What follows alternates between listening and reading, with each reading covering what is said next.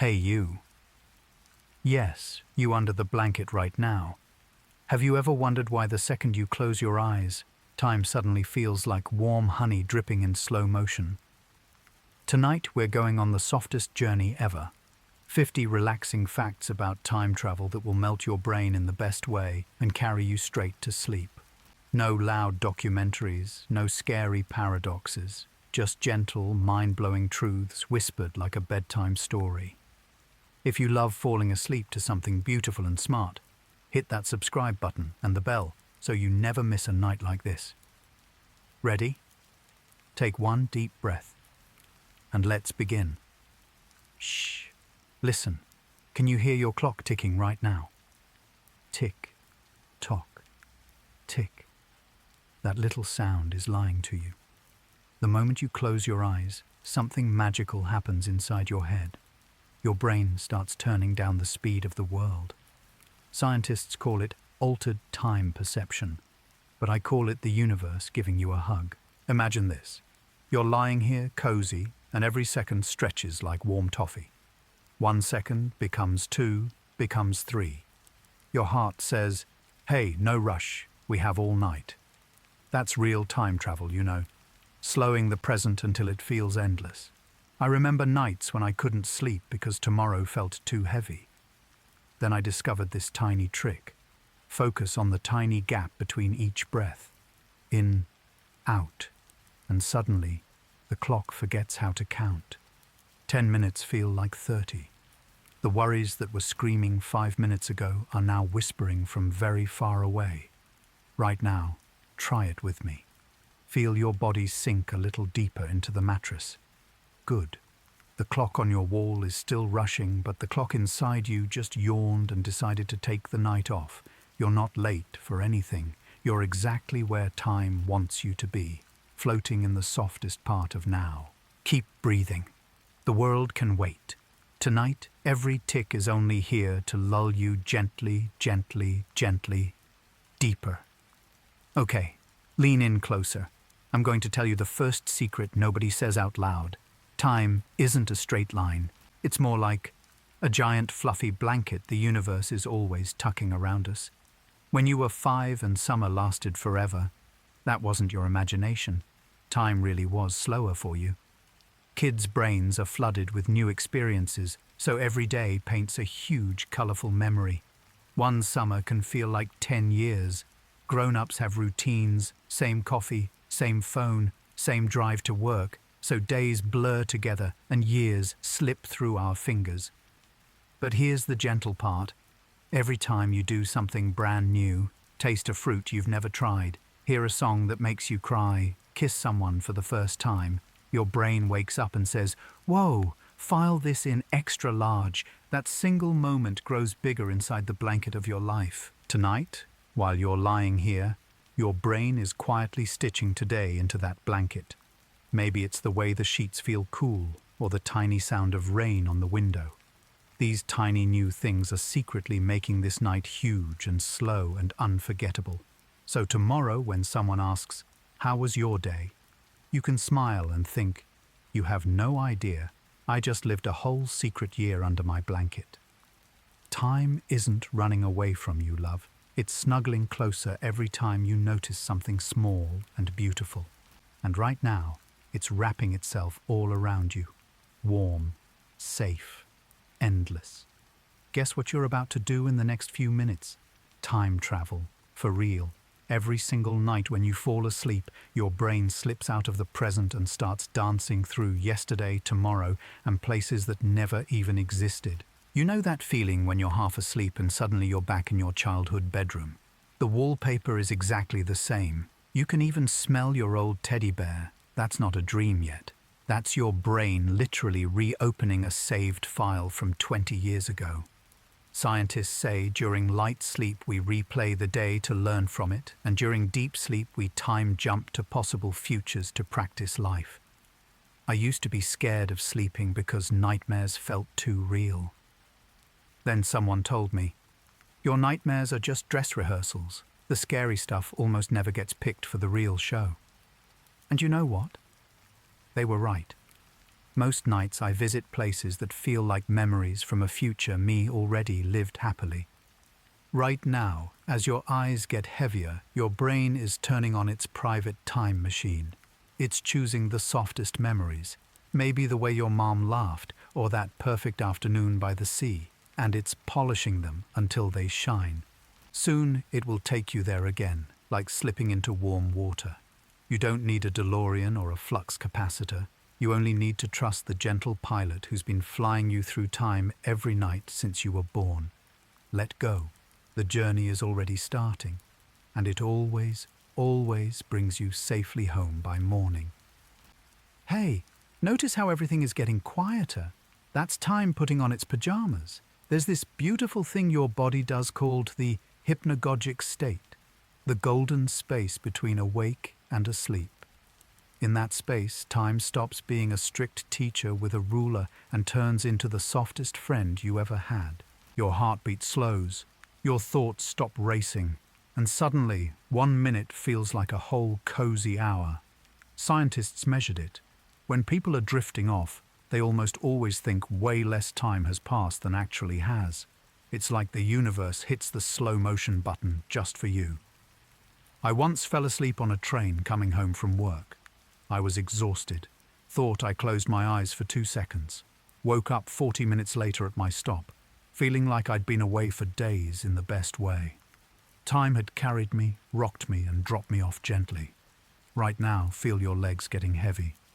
Good. That heaviness is time wrapping little weighted blankets around you so you don't float away too fast.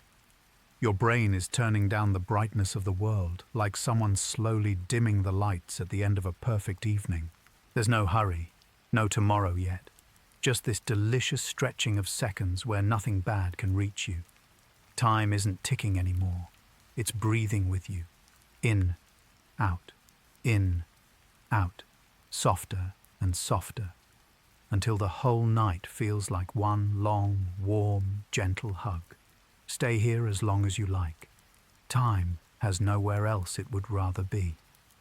Imagine all of time is a slow, quiet river flowing right under your bed tonight. Every laugh you ever laughed, every tear, every first kiss, last goodbye. They're all little glowing pebbles resting at the bottom of that river, perfectly safe. Physicists argue whether the past still exists somewhere, but when you're half asleep like this, you don't need equations. You can feel it. That river never throws anything away. Your 5th birthday party is still happening right now, in its own little bend of the river. The moment your dog fell asleep on your lap 10 years ago is still warm and breathing.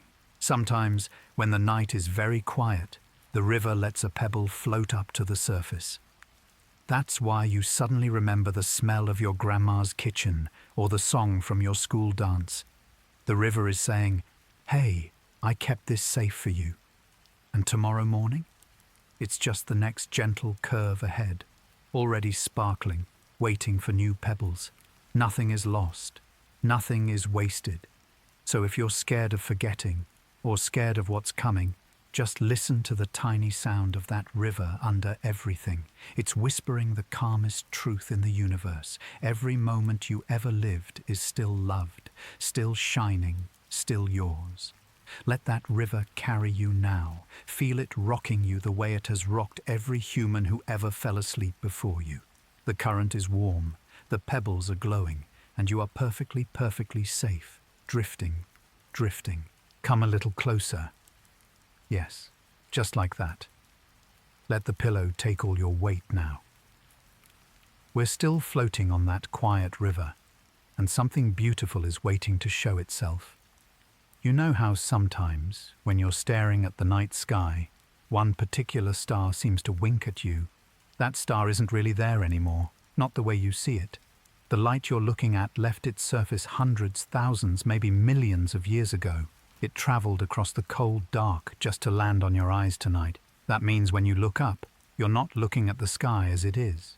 You're looking at the sky as it was, long before cities, before songs, before anyone ever said your name. It's like the universe saved its oldest postcards and mailed them straight to you on this exact night. That little twinkle isn't happening now. It happened when dinosaurs still walked, or when the first humans painted caves, or when your great-great-grandparents were tiny babies dreaming in their cradles. And yet here it is, soft as a kiss on your cheek. I remember lying on a hill once with someone I loved. We didn't speak for hours. We just watched those ancient lights. At some point she whispered, "Do you think the stars feel lonely, shining for so long with no one to see?" I told her no, because tonight we're seeing them. We're the answer to their long, long wait. Right now, billions of people are asleep, but you're awake just enough to catch these messages from the deep past. Every star you can see is proof that nothing beautiful ever truly ends. It just keeps traveling until it finds the perfect pair of eyes. So let your gaze go soft. Let the ceiling blur. Those little sparks above you aren't gone, they're arriving. They crossed galaxies just to say goodnight. And the amazing part? Tomorrow night they'll still be traveling, long after we're both dust, finding new eyes, new hearts, new blankets to slip under. The light never gives up. It only rests when it finally reaches someone who needs it. You needed it tonight. And it came, all that way, just for you. Feel that? That gentle warmth in your chest? That starlight settling on your skin like the finest dust? Breathe it in. Let it fill the quiet spaces inside you. You are made of the same stuff as those stars, you know. Every atom in your body was cooked inside a star that exploded long ago and sent its heart flying across space until it became you. So when you finally drift off, you won't really be leaving the stars. You'll be going home to them. Sleep now, little piece of starlight. The sky has been waiting a long time to hold you again. Shh! We're still drifting. The river is wider here and something incredible is happening just above us. Imagine you had an identical twin, same birthday, same smile, same everything. Now imagine one day your twin gets chosen for a space mission. They blast off, circle the Earth really fast for a few years, then come home. When the spaceship door opens and your twin steps out, they're still the same age they were when they left. But you've aged a tiny bit more, maybe only a fraction of a second, but still more. Your twin has literally come back from the future younger than you. That actually happened. In 2015, astronaut Scott Kelly spent 340 days on the International Space Station. His twin brother Mark stayed on Earth. When Scott returned, scientists measured it. Scott was officially 6 milliseconds younger than Mark. Time had been kinder to the brother who flew fast. It's not magic. It's Einstein whispering, "I told you so." When you move close to the speed of light, or even just really, really fast like those astronauts, time stretches for you like warm caramel. 1 year up there feels a tiny bit shorter than 1 year down here. I used to think that was sad, like the traveling twin misses out. But then I realized, no, the traveling twin gets a gift. They get extra moments. While we're stuck rushing through Monday mornings, they're floating in slow motion, looking down at our beautiful blue planet, feeling time cuddle them instead of chase them. Tonight, you're the astronaut. The world outside is spinning at normal crazy speed, alarms, emails, traffic. But in here, under this blanket, you're orbiting. You're moving through time at the most peaceful velocity possible, almost asleep. Every breath you take now is stealing tiny, tiny fractions of seconds from tomorrow and adding them to your life. Close your eyes and picture it. You're weightless. Earth is turning below you, sunrise chasing sunset in a glowing ring. And you're suspended in the quietest place humans have ever found. No gravity pulling on your worries, no clock shouting, just gentle, gentle slowness. You'll land softly in the morning, maybe a millisecond younger than the version of you that never took this orbit. And that missing millisecond, it's yours to keep forever, a secret gift from the stars. Let the spaceship rock you now. The engines are off. The only sound is your own heart, steady and slow. You're flying, you're safe, and time is smiling at you, saying, "Take all the extra seconds you need, little astronaut. I've got plenty. We're going deeper now." The river has become an ocean, and right in the middle of it there's a place where yesterday and tomorrow gently touch, like two people holding hands across a quiet table. Think about this.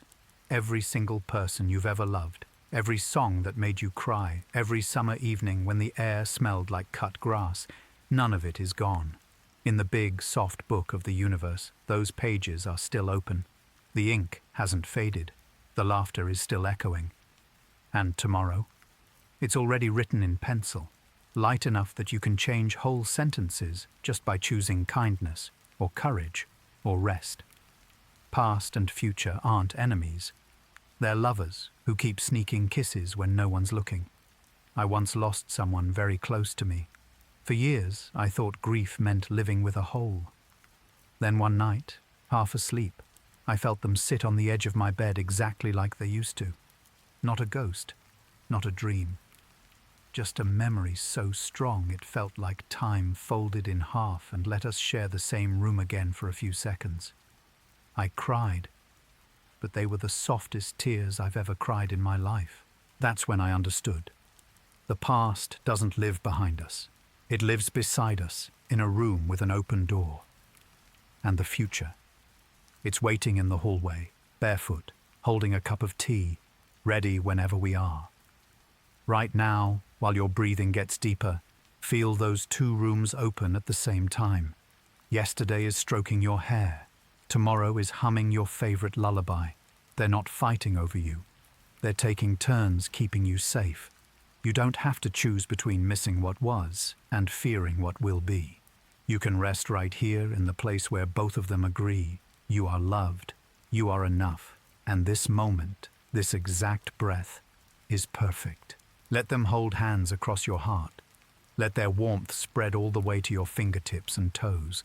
Past and future are whispering together now, and the only word you need to hear is, stay, stay, stay. Good. You're almost weightless.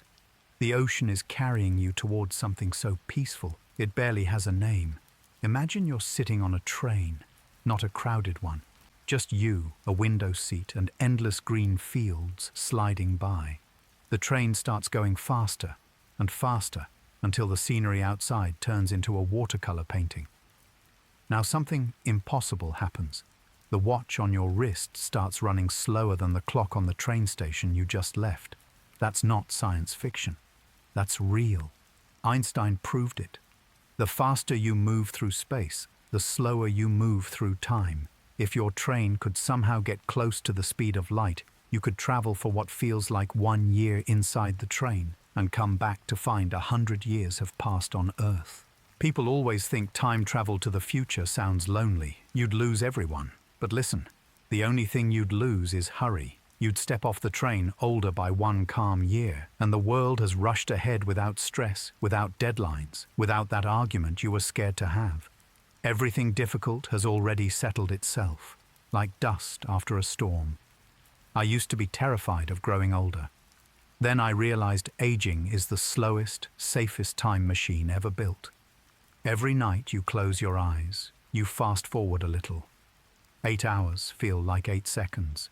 You skip the boring parts. You arrive in tomorrow refreshed with bedhead and new dreams. Tonight, your bed is that train. The sheets are the seats. The pillow is the headrest, and the gentle rocking of your breathing is the rhythm of the tracks. You don't need to go 99% the speed of light. You only need to let go. Watch the world outside the window blur into soft colors. Let the minutes stretch and yawn. Feel how tomorrow is already waving from the platform, smiling, not impatient, just happy you're coming. You'll get there when you get there, and when you do, you'll still be you. Only calmer, softer, carrying all the quiet miles you traveled tonight. The train is slowing now, not because it has to, but because it wants to rock you a little longer. Stay aboard. The ride is endless, and every station is named peace. We're almost at the stillest place in the universe tonight. Can you feel the hush? There's a speed that everything in the cosmos agrees is special, the speed of light. 299,792 kilometers per second. Nothing with mass can reach it, but light itself. Light lives there forever. And here's the part that turns my heart inside out every time I think about it. From the point of view of a photon, a tiny particle of light, time doesn't pass at all. The moment a photon leaves the surface of a star and the moment it lands in your eye. For the photon, those two events happen at exactly the same instant. It is born and it dies in the same breathless now. Its entire journey across millions of years is, to itself, one single endless moment. That means the light touching your closed eyelids right now, or the glow of your phone if you're sneaky, hasn't aged a single second since it left its star. It is as young tonight as the day the universe turned the lights on. I sometimes talk to the light when no one's listening. I say thank you for staying so young just so you could reach me. Thank you for carrying the warmth of a sun that might be dead now, but still loves us enough to keep shining. You and I will never know what it's like to live at the speed of light, but we can borrow a little of its peace. When you let everything go, plans, regrets, tomorrow's to-do list, your mind gets closer to that perfect stillness. Thoughts stop racing. The space between heartbeats grows wide and quiet. Right now, become a little bit photon. Let the journey from this breath to the next last forever. Feel how the whole universe is holding its breath with you, traveling at the speed of pure being. The light in the room is stroking your cheek. Age 0, brand new, born this very instant. It will never grow old, and tonight, neither will you. Stay inside this bright, timeless second. There is nowhere else to go. There is only this soft, this shining, this forever now. Come here, closer. Yes, right into the deepest part of the night. The air itself feels thicker now, like warm velvet. We're sliding towards something so quiet it has almost no edges, almost no name. Imagine you're floating just above the surface of a black hole. Not falling in? Don't worry. We're safe, just hovering where gravity is so strong that light itself gets tired. From far away, someone watching you would see the strangest thing. You would appear to slow down, slower, slower, until you almost freeze, like a movie paused on the most peaceful frame. Your hair floating, your eyes half closed, your smile soft. To them, you never quite cross the line. You just hang there, glowing, forever saying goodnight. But from your side, time has become the gentlest arms. 1 second stretches into 100 years of pure rest. You could live an entire quiet lifetime in what the outside universe calls a heartbeat. Every worry you ever carried simply forgets how to fall. It floats beside you, weightless, harmless, sleepy. I used to be afraid of black holes. They sounded like the end. Then a scientist friend told me, actually, near the event horizon, time relaxes so much it almost stops hurting. And I thought, isn't that what we all want sometimes? For the hard things to just stop hurting for a while. Tonight, your bed is that horizon. The blanket is gravity's softest hand. Every time you exhale, you drift a little closer to the place where rushing ends. The argument you had, the bill you forgot, the message you're scared to open. They're all trying to fall with you, but they can't. They're stuck at the edge, getting slower, slower, slower, while you keep sinking into the warmest, darkest, kindest hug the universe ever invented. You're not disappearing. You're just pausing the movie for everyone who ever made you feel rushed. And here, inside this pause, you have all the time in the world to heal, to breathe. Remember you are small and safe and infinitely loved. Stay here as long as you need. The black hole isn't hungry tonight. It's lonely. It just wants to hold you until morning, rocking you in the slowest lullaby ever sung. We're drifting again, but softer now, like feathers inside a dream. There's a tunnel made of starlight somewhere in the quiet folds of space. Physicists call it a wormhole, but I think of it as the universe's secret hallway between rooms that should be years apart. One end opens in your childhood backyard on the night you caught your first firefly.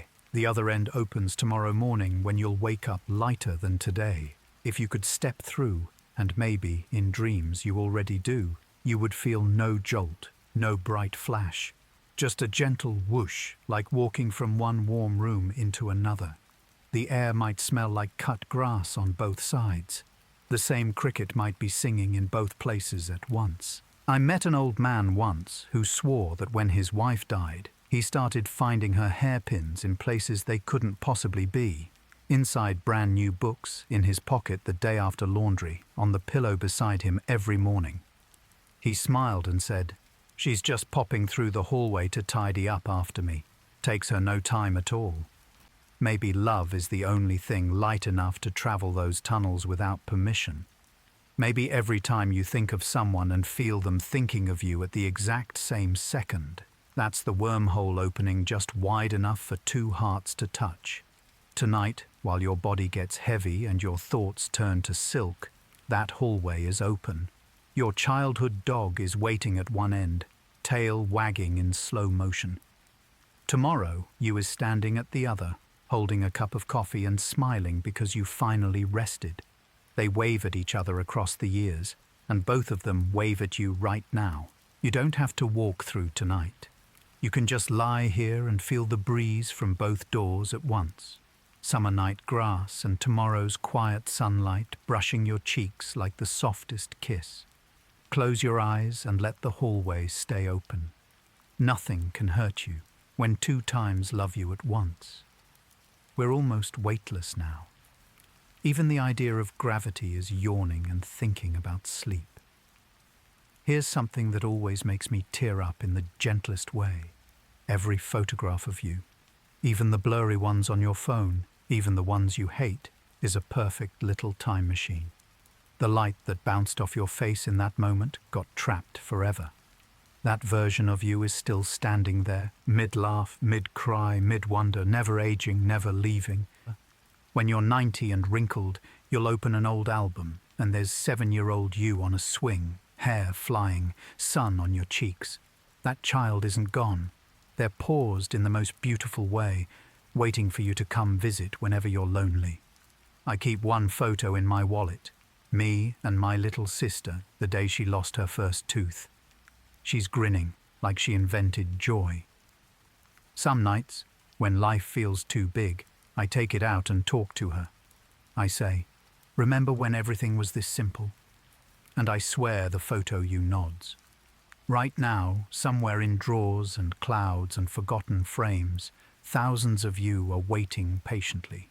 The you who passed that exam, the you who danced in the rain, the you who held someone's hand for the first time. None of them are lost. They're all still breathing inside their silver squares. Tonight your mind is flipping through that album without using your hands. Feel it? That soft flip, flip, flip. Each memory lighting up for a second, then gently closing again like a storybook that never ends. You can visit any page you want, or you can let the book visit you. Either way, every version of you is proud you made it this far. They're all whispering the same thing. We're still here, and we love you exactly as you are right now. Let the album rest against your heart. The pages are warm. The light inside them will never fade. Sleep inside your own endless gallery tonight, surrounded by every smile you ever smiled. Good. Deeper. The night is turning into something almost liquid. Remember standing at the edge of something huge, maybe an ocean, maybe just a big life decision, and feeling that tiny, dizzy feeling? That's how close we are right now to the edge of a black hole's embrace again. But this time we're talking about the very rim where time stretches so thin it becomes see-through.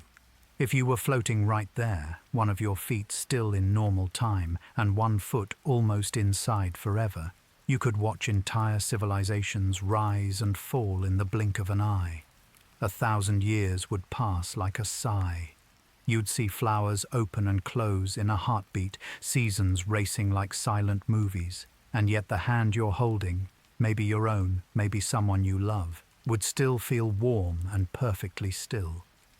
People think that sounds scary, but I think it sounds like mercy. All the long waiting, the slow goodbyes, the years of missing someone, they would collapse into one gentle moment you could hold in your palm. I knew a woman who sat by her dying husband's bed for months. Toward the end, she said time started doing exactly that, stretching and folding until entire afternoons fit inside one breath. She told me, I lived 50 more years with him in those last weeks. We traveled everywhere we never got to go. When he finally left, I wasn't empty. I was full. Tonight, let time do that for you. Let the hard things shrink to the size of a sigh. Let the beautiful things stretch until they fill every corner of the night. One exhale can last a century of peace if you let it. Your body already knows how. Feel your chest rise, hold, and fall so slowly the stars move before you finish. That single breath is older than mountains when you give it room. Stay on the edge with me. 1 foot in tomorrow, 1 foot in yesterday, and all of you safe in my voice. The rim is soft. The view is endless. And nothing can fall unless it wants to. We're going forward now, but so gently you barely feel the movement. Here's the easiest time travel in the world, and you're already doing it. Every time you fall asleep, you skip straight into the future. 8 hours vanish like 8 seconds. You close your eyes on tonight's worries and open them on tomorrow's sunlight. Fresh, forgiven, new. No machine required. No paradoxes. Your body is the most reliable spaceship ever built. It turns minutes into years if you're sick and need escape, or stretches seconds into delicious forever when you're kissing someone you love. It's brilliant. I used to hate sleeping because it felt like dying a little. Then I realized, no, it's practicing for the long jumps. Every night, you rehearse leaving everything behind and arriving safely on the other side with no memory of the flight. Death might just be the final nap where you wake up 1,000 years later in a kinder place. But tonight we don't need to go that far. Tonight we're only jumping to morning, a tiny hop. The you who wakes up will be softer, lighter, maybe even braver, and the you lying here now gets to dissolve so beautifully that there's no fear, only trust. Feel it starting, the edges of you getting blurry, warm, golden. That's the launch sequence. No countdown, no noise, just a gentle letting go, like stepping off a dock into perfectly warm water. The future is already waiting with open arms. It's proud of you for making it this far. It saved you the window seat, the cozy corner, the first sip of coffee. All you have to do is close the distance one slow breath at a time. You're almost there. The stars are dimming their lights so you don't have to squint. The whole universe is turning down its volume to a lullaby. Sleep now, little traveler. The jump is perfect. The landing is soft. And tomorrow is going to smile when it sees you coming. Shh. We're so deep now that even whispers feel loud. Let everything soften. The night has turned into warm syrup, and we're floating inside it like the last drop of honey in the jar. Listen, the past isn't behind you. It's underneath you, holding you up the way water holds a boat. Every single second you've ever lived is still happening, still glowing, still real. The moment your mother first held you, the afternoon you learned to ride a bike, the night you cried in the car because a song understood you. Those aren't memories locked in a box. They're places, quiet, sunlit rooms that the universe keeps lit forever. Sometimes, when the world is very still, you can feel the floor become transparent and you're standing on all your yesterdays at once. Your bare feet touch the warm sand of every beach you ever walked. Your skin remembers every hug at the same time. Nothing that truly happened can unhappen. The laws of physics won't allow it. Energy doesn't vanish, it only changes clothes. Your joy doesn't die, it just puts on moonlight and waits for you to come back. I used to be terrified of forgetting. Now I understand I'm not the one doing the remembering. The past is remembering me. It sends little postcards, a scent on the wind, a song on the radio, the way the light falls across the kitchen table exactly like it did when you were 7. Every postcard says, I'm still here, I never left. Tonight, While your breathing slows to the pace of oceans, the past is curling around you like the softest cat. It's purring. It's saying, "You were good then. You are good now. Nothing you did can cancel the fact that you were loved every single day of your life. Let it hold you. Let every old wound turn into a firefly in a jar. The light can't hurt you anymore. It can only glow. You are lying on a living mattress made of every gentle thing that ever happened to you, and it will never, ever let you fall through. Stay here. The past has all night, and it plans to spend every minute keeping you warm. We're drifting sideways now, into a place where photographs breathe. Every picture ever taken of you is a tiny island of frozen time. But frozen doesn't mean dead. It means paused in the most perfect way. The you in the photo isn't trapped. They're resting. They're waiting for someone to look at them with love so they can smile again. I have this one picture from when I was 9, standing in front of a birthday cake with lopsided icing. My hair is a mess, my grin is missing 2 teeth, and I'm holding a plastic sword like I've just saved the world. Every time I look at it, that boy looks back and says, "You made it. I knew you would." And for a second, I'm both of us at once, the child who still believes everything is possible and the adult who still secretly does. Tonight, all your photographs are waking up. The baby you in the fuzzy ultrasound print is kicking happily. The teenager you with bad bangs is laughing because you finally stopped caring about bangs. The you from last Christmas is raising a glass and saying, "We're still here. We're still here." They're having a quiet party in the album of your heart. They don't need music. Your heartbeat is enough. They're passing around slices of every cake you ever blew candles out on. They're singing the birthday song in 100 different years at the same time, and every single voice is off-key in the most beautiful way. You don't have to do anything. Just let them love you.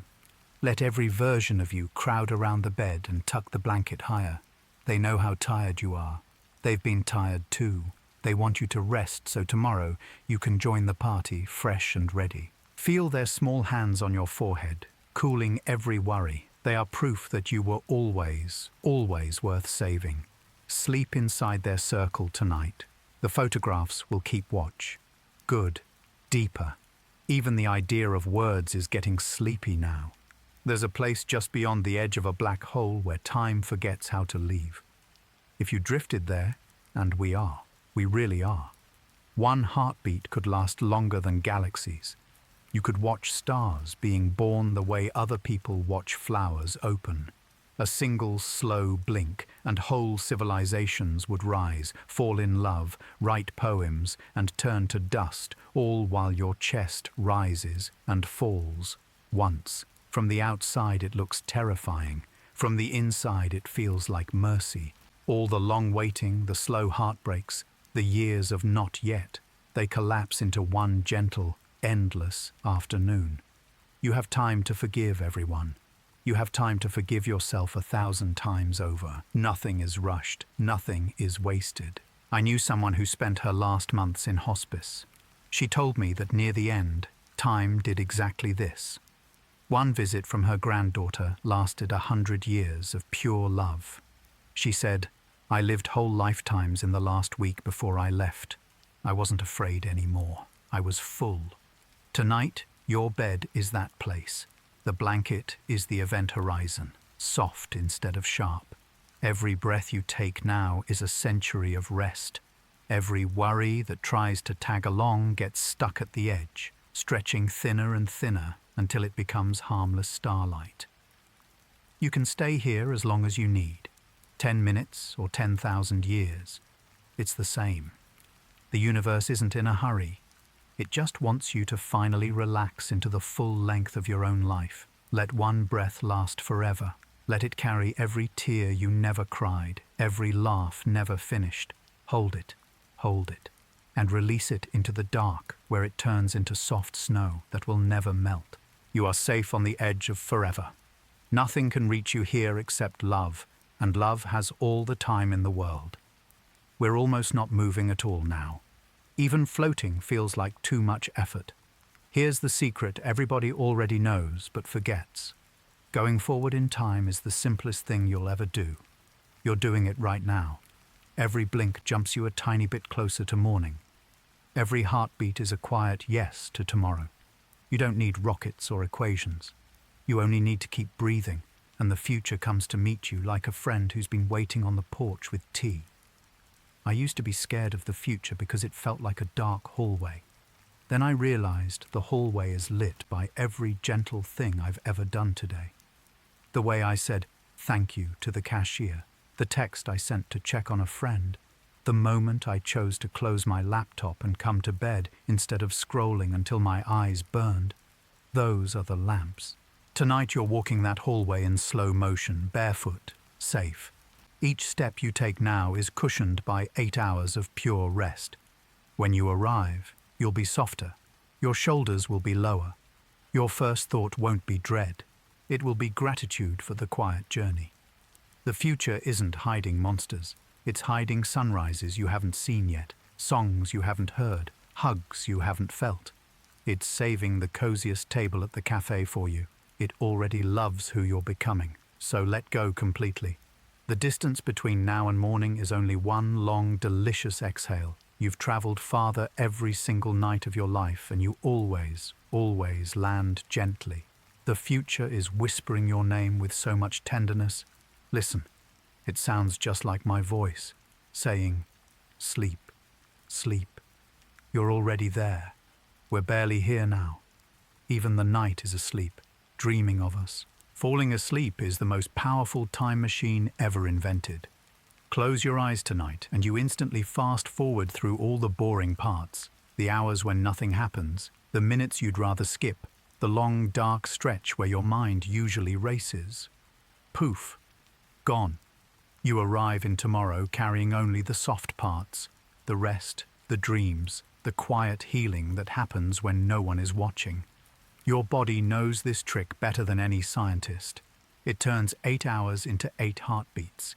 It edits your life like the kindest movie director, cutting straight from the last worry of today to the first birdsong of tomorrow. I used to fight sleep because I thought staying awake meant I was in control. Then I learned the opposite is true. Surrendering is the ultimate power. When I finally let go, I wake up in a future where the problem either solved itself or stopped mattering.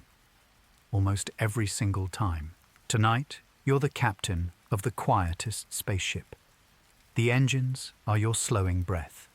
The destination is morning you, who will open their eyes and stretch and feel strangely, impossibly okay. You don't have to steer. You don't have to worry about fuel. The route is perfect. Every night since you were born, you've taken this exact trip and you've never once been late, never once arrived broken. So trust the journey. Trust the dark. Trust the way your thoughts are turning into warm fog. The stars outside are turning down their brightness so you can navigate by feel alone. You're already halfway there. The future is reaching back with gentle hands, pulling your blanket higher, smoothing your hair, whispering, "I've got you. I've always got you." Let the last little piece of today dissolve. There's nothing left to hold, only soft, soft landing waiting on the other side of this breath. Sleep, sweet traveler. The fastest, safest, most loving way forward is straight through the heart of now. The universe has a favorite trick, one it has been perfecting for almost 14 billion years. It takes something that feels rigid and straight, something we swear moves only forward like an arrow after arrow, and it stretches it the way warm honey stretches when you lift the spoon from the jar.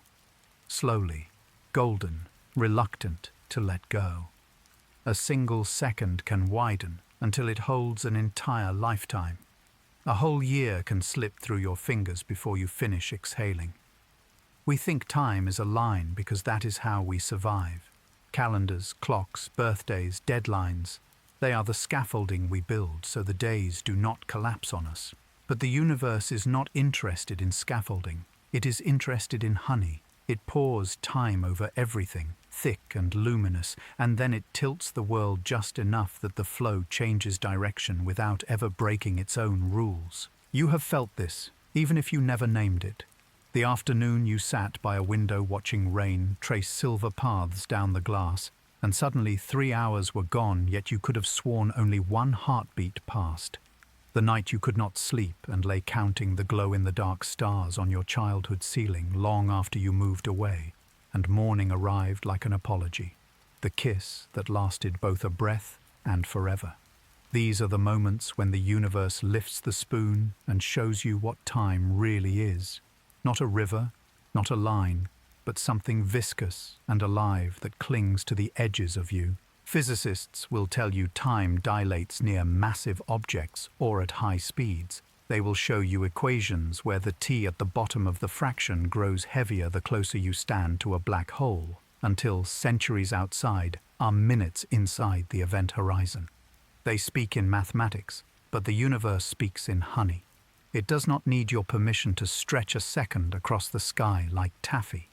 It simply does it quietly, every time you fall in love, or lose someone, or watch a child take their first step and realize you are no longer the youngest person in the room. Children understand this better than adults. Ask a child how long summer lasts, and they will tell you forever. Ask them how long a school day lasts, and they will tell you longer than forever. They have not yet learned to mistrust the honey. They still live inside its slow pour. Even memory is part of the trick. When you remember your grandmother's kitchen, the smell of bread, the light through the curtains, the sound of the radio playing something soft and old, you are not recalling a fixed point on a timeline. You are dipping your fingers back into the jar and pulling out a strand of time that stretches all the way to now. The moment is still warm. It still moves. That is why grief feels endless and joy feels endless, because the universe refuses to let either of them harden into mere past tense. And when you die, if the poets are right and something of you remains, perhaps you become part of the honey itself. Perhaps every second becomes the medium in which everything floats, and the distinction between was and is finally dissolves. The universe lifts the spoon one last time, and all the moments you ever lived gleam there, golden, unbroken, still stretching. That is the trick.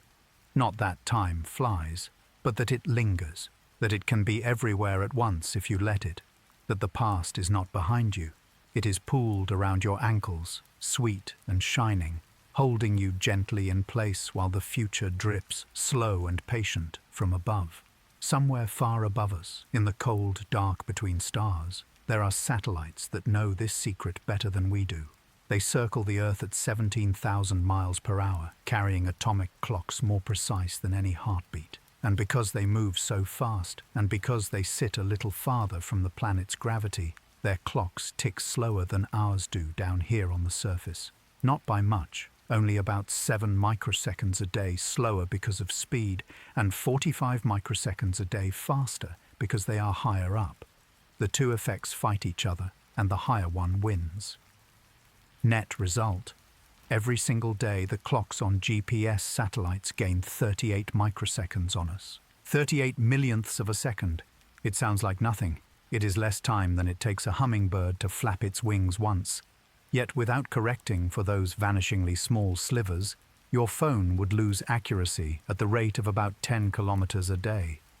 Within a single minute, the maps would be useless. Within an hour, you could be guided off a cliff. The entire system depends on the knowledge that those satellites are quietly, faithfully living a little bit in our future. They do not know they are time travelers. They are only machines, ticking away in vacuum and silence, beaming signals down to us so we can find our way home. But every time notices. Time always notices. It bends just enough to let them slip ahead, the way a river bends around a smooth stone. And in that bending, something tender happens. The future reaches down and touches the present every second of every day, just to keep us safe. If you stand outside on a clear night and look up at one of those satellites streaking across the sky like a moving star, you are looking at a little piece of tomorrow. The light you see left its surface a 20th of a second ago, but the clock inside it is already 38 microseconds older than yours. It has seen tomorrow's dawn a fraction earlier than you will never catch.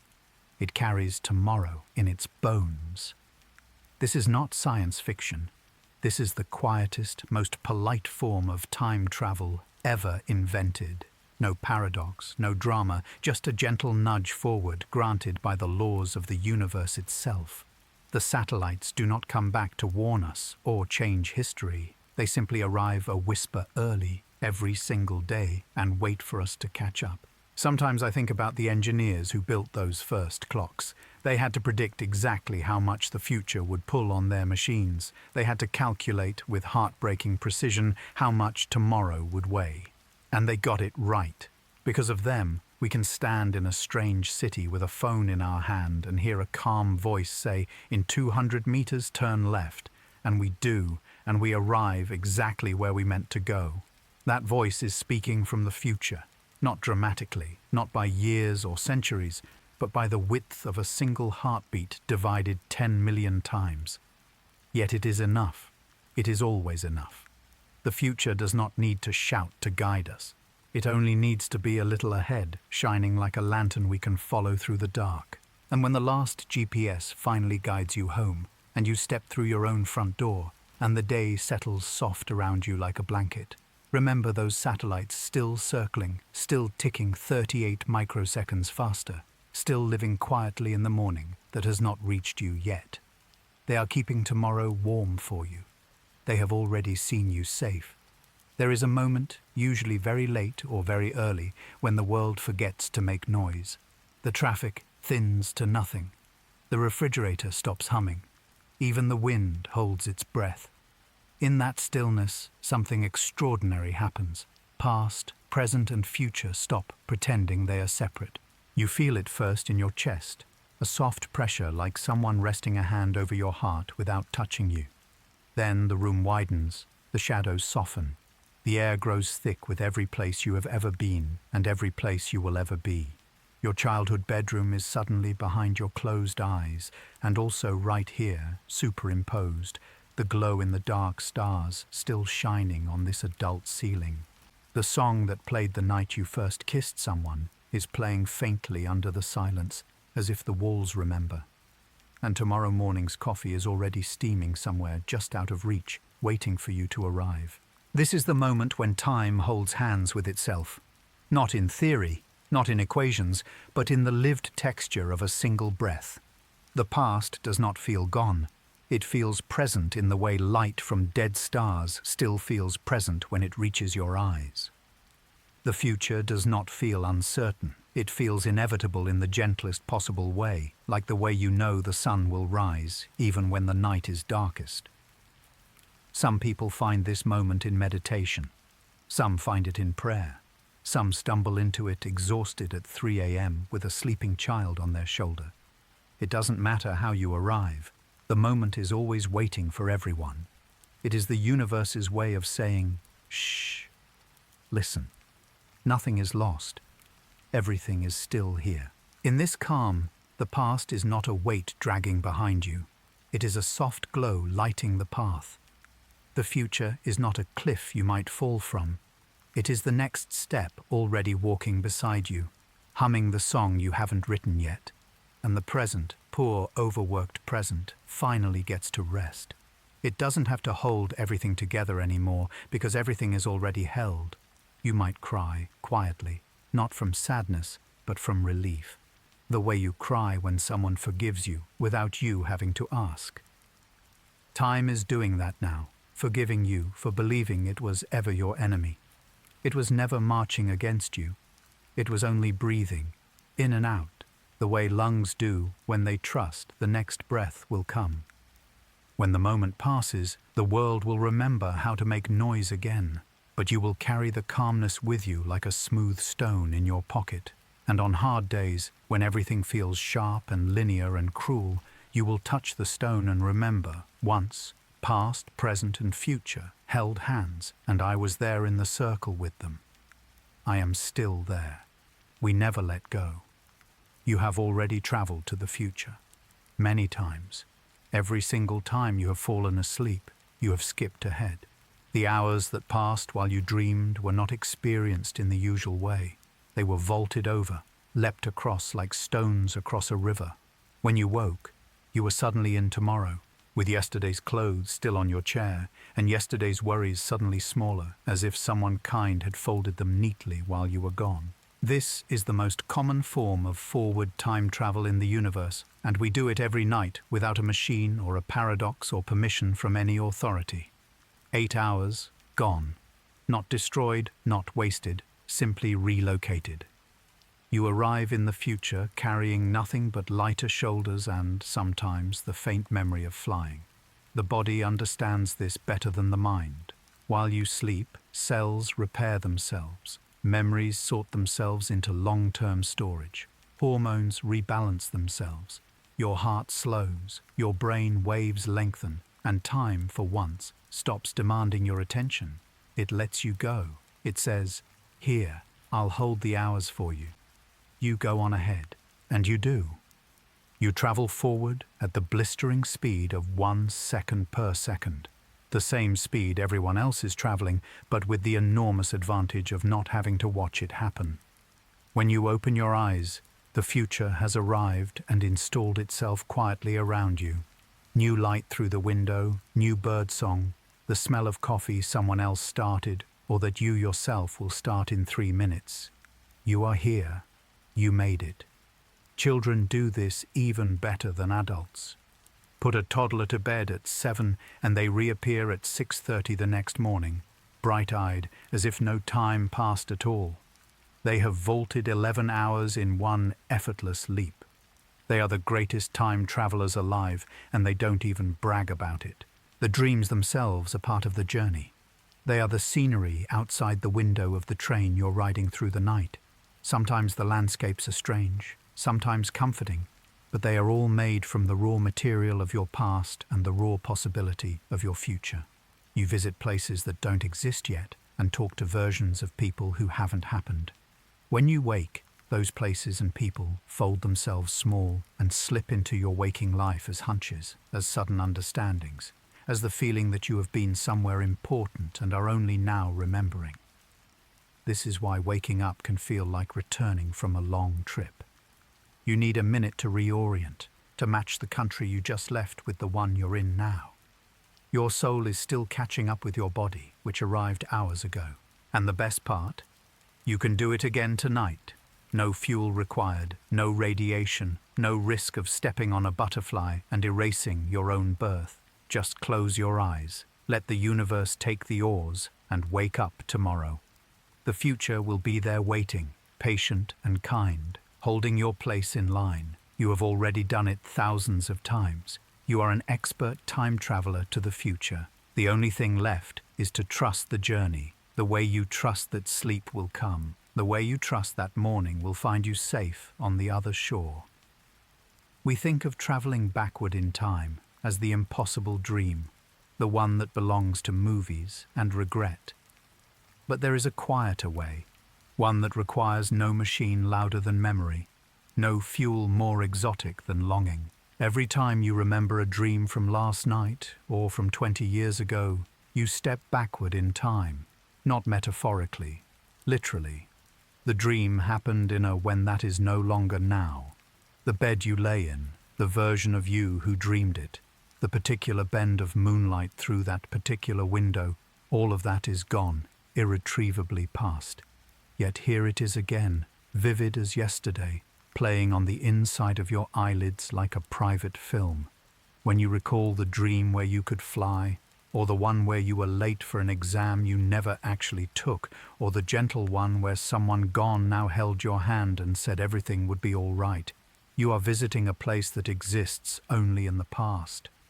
More than that, you are inhabiting a version of yourself that no longer exists in the present tense. You are time traveling by the oldest method known to consciousness. Dreams are especially slippery because they don't obey the usual rules of memory. Ordinary memories fade and distort, but dreams can stay bright for decades, as if they were sealed in amber. You may forget what you had for lunch last Tuesday, but you will never forget the dream where the house had extra rooms you've never seen while awake, or the one where gravity worked sideways. Those moments are preserved perfectly, little time capsules you carry inside your skull. And when you revisit them, something tender happens. The past version of you looks up, recognizes the present you. There is a moment of mutual astonishment. You see how young you were, how unguarded. They see how far you've come, how many of their fears never came true. Neither of you speaks because language belongs to waking life, but there is a nod, a softening around the eyes. Forgiveness passes wordlessly between the two of you. Sometimes the dream you remember isn't even yours, not originally. It belonged to a child you once were, or to a night when you were feverish, or to the first evening you spent in a house you would later have to leave.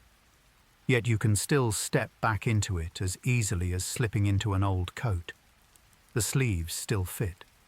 The smell of the collar is the same.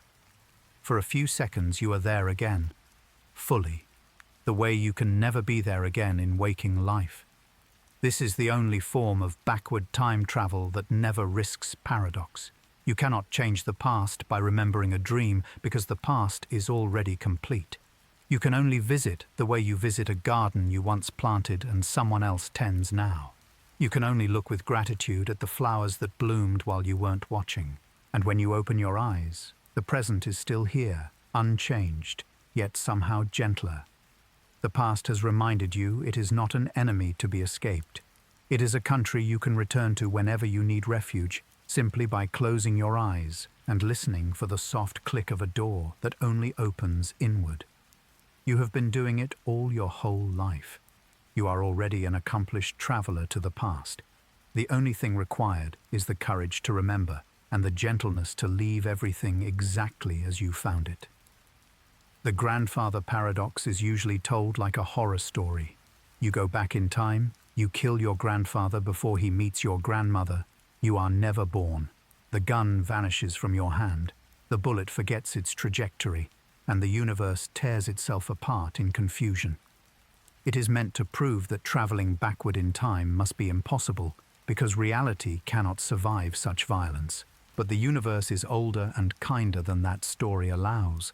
It has seen every possible cruelty we could invent, and it still chose to cradle galaxies instead of crushing them. So when a real paradox approaches, not the cartoon version with guns and rage, but the soft human kind, the universe does not panic. It simply leans in, the way a mother leans in when a child is about to make a mistake that will teach them something necessary, and it solves the paradox before it ever becomes sharp. Imagine you do go back. Not with murderous intent, almost no one actually wants to erase themselves. You go back because you are heartbroken, because the person you loved most died too soon, because you believe one different sentence on one ordinary afternoon would have changed everything. You find your younger self, or your grandfather, or your mother before she became your mother, and you open your mouth to warn them, to fix them, to save them. And then the gentlest thing happens. You cannot speak the sentence that would break the world. The words turn to warm air in your throat. Your hand reaches for theirs, and instead of pulling them away from danger, it simply holds on. You feel the pulse in their wrist and realize the pulse is already yours, years from now, beating in your own chest. The warning dissolves. What comes out instead is something small and true. I'm proud of you, or you're doing better than you think, or nothing at all. Just the pressure of fingers saying, I came all this way because love doesn't obey time. The timeline does not shudder, it sighs with relief. The paradox never forms because love is the only force the universe trusts to travel backward without breaking anything. Every supposed disaster turns, at the last possible second, into an act of tenderness. The grandfather lives, not because someone forcibly stops you from harming him, but because once you stand in the same room with him, you remember he is a person, not a plot device. You see the tremor in his hands, the hope in his eyes, the way he is trying so hard to be brave on the morning he will meet the woman who will one day make you possible. And you cannot bring yourself to steal that morning from him. You would sooner erase your own heart. So you leave a coin in his pocket for luck, or you smile at him across a train platform, or you do nothing except exist for one quiet moment as proof that his life will matter more than he can be measured. Then you step back into the stream and let it carry you forward again. Nothing has been broken. Everything has been mended in a place too deep for history books to notice. This happens more often than we admit. Every time someone dreams of a dead relative who says, "I'm okay," and wakes up lighter, the paradox resolves itself. Every time you forgive your younger self for a mistake that felt unforgivable, the timeline smooths its own crease. The universe is not fragile, it is gentle, and it has infinite gentle ways to keep itself whole. There is no need for cosmic police. There is only the quiet, unbreakable agreement between every moment and every other moment. We will not harm the past, because the past is still someone's now. And because of that agreement, the grandfather, every trembling young heart on the verge of every decision that will ripple forward into you, gets to live. He always gets to live. The paradox solves itself by becoming love. And you, traveler, come home with grass stains from a meadow that no longer exists and the certain knowledge that time was never your enemy. It was only waiting for you to arrive with empty hands. Every time you remember your childhood, you visit the past. Not in the watered-down way of photographs or anecdotes told at holidays, but fully, physically, with your whole body. Close your eyes on an ordinary Thursday and suddenly you are 7 years old again, barefoot on hot sidewalk chalk, the smell of cut grass and gasoline and your mother's sunscreen thick in the air. Your knees are scraped, your heart is enormous, and the day stretches ahead of you like an endless kingdom. You are there. The sun is touching the exact same patch of your shoulder it touched 30 years ago. The past has not gone anywhere. It has only been waiting politely for you to look in its direction. This is time travel without machinery or risk. You step through a doorway made of scent or song or the particular angle of light through leaves, and the body remembers before the mind catches up. Your pulse slows to childhood speed. Your lungs fill with air that tastes like 1994. Some people are afraid of these visits. They worry that returning will make the present feel thin, or that they will get stuck longing for a time when everything hurt less. But the past is not a trap. It is a garden left unlocked on purpose. You are allowed to walk there whenever you need to remember what hope felt like in its rawest form. You pick a handful of berries, stain your fingers purple, and bring the sweetness back with you. The present does not mind. It knows the berries are for both of you. And something healing happens in the walking back and forth. The child you were looks up and sees that you made it. They see your eyes and recognize their own future looking back with tenderness instead of judgment. The fear they carried about growing up, that they would become hard or small or forget how to play, eases when they see you still know the words to their favorite song, still tear up at the same movie, still stop to watch ants carrying crumbs 10 times their size. In return, they give you something you had misplaced, the ability to be astonished by ordinary miracles, a soap bubble that lasts 10 whole seconds, the first snowflake landing on your tongue, the moment just before the birthday candles are blown out when every wish feels possible. You carry that astonishment out of the garden and into now, and suddenly, the Thursday that felt grey is shimmering. These visits also keep the past alive in the best possible way. Every time you remember the smell of your grandmother's kitchen, that kitchen becomes a little more real, a little less faded. The past is not a museum of dead things. It is a living country whose citizens depend on being remembered in color and texture and sound. When you visit, you bring fresh blood to their veins. You keep the lights on. And when your own light finally goes out, someone else will visit you there. a niece who only knows you from stories, a stranger who finds your childhood diary in a box of donated books, and they will step into your 7-year-old kingdom for a moment and feel the sun on their shoulder too. The doorway stays open. The garden keeps growing. You never truly leave childhood. You only learn the way back. Right now, as you read these words, the future is writing love letters to you. Not in grand cinematic gestures, but in small, meticulous handwriting on the inside of everything. It is writing in the way the barista remembers you, like oat milk, in the sudden gap in traffic that lets you merge without panic, in the song that arrives exactly when you needed to hear it, in the dream you half remember about flying, left on your pillow like a pressed flower. These letters have no postage. They do not need any. They are delivered by gravity, by coincidence, by the inexplicable softening of a stranger's face when they see you struggling with bags. Every small kindness is a sentence that begins, "When you arrive here, I will be ready for you." The future is not a cold, empty room waiting to be filled. It is already furnished with warmth. Someone has already set the table. The kettle is just about to whistle. Your favorite sweater, the one you think you lost years ago, is folded on the chair. The future has been waiting so long it has learned your preferences by heart. Sometimes the letters are warnings disguised as love. The missed train that would have been in an accident. The relationship that ended just before it would have turned cruel. You feel the sting, but the future is only pulling you gently out of harm's way, whispering, "Not that one, beloved. I have something better." Sometimes the letters are plain encouragement. The extra 10 minutes you find to finish the thing you thought you'd have to abandon. The stranger who tells you your voice matters just when you were ready to silence it. The future signs everyone. Keep going, almost there. And the most secret letters of all are the ones you will only understand later.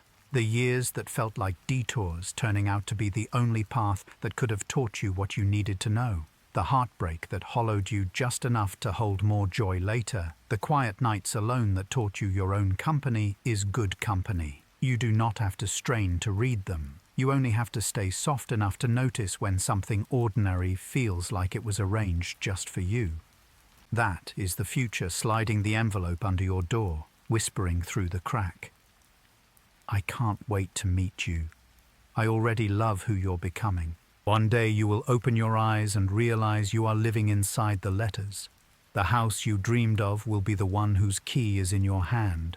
The person you hoped to become will be the one brushing their teeth beside you in the mirror. And you will understand that every small mercy along the way was the future reaching back to hold your hand so you would not be afraid to walk forward. Until then, collect the notes. Keep them in your pockets. They are proof that someone, somewhere ahead of you in time, is already proud. A cup of tea cools down in exactly the same way the universe cools down. Slowly, inevitably, and with exquisite sadness that is not sad at all.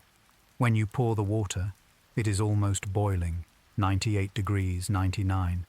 A furious galaxy of motion trapped in liquid form. The steam rises like souls leaving bodies, and for a moment the tea is too hot to touch, too hot to bear. This is the Big Bang of your afternoon. Maximum energy, everything possible. Then entropy begins its quiet work. The heat does not vanish, it simply spreads. It seeps into the porcelain, into the air, into your fingertips when you dare to cradle the cup. The tea grows gentle. The storm inside the water calms. What was chaotic becomes smooth, drinkable, comforting. This cooling is the arrow of time made visible and fragrant. You could reheat the tea 1,000 times and it would never spontaneously leap back to boiling on its own.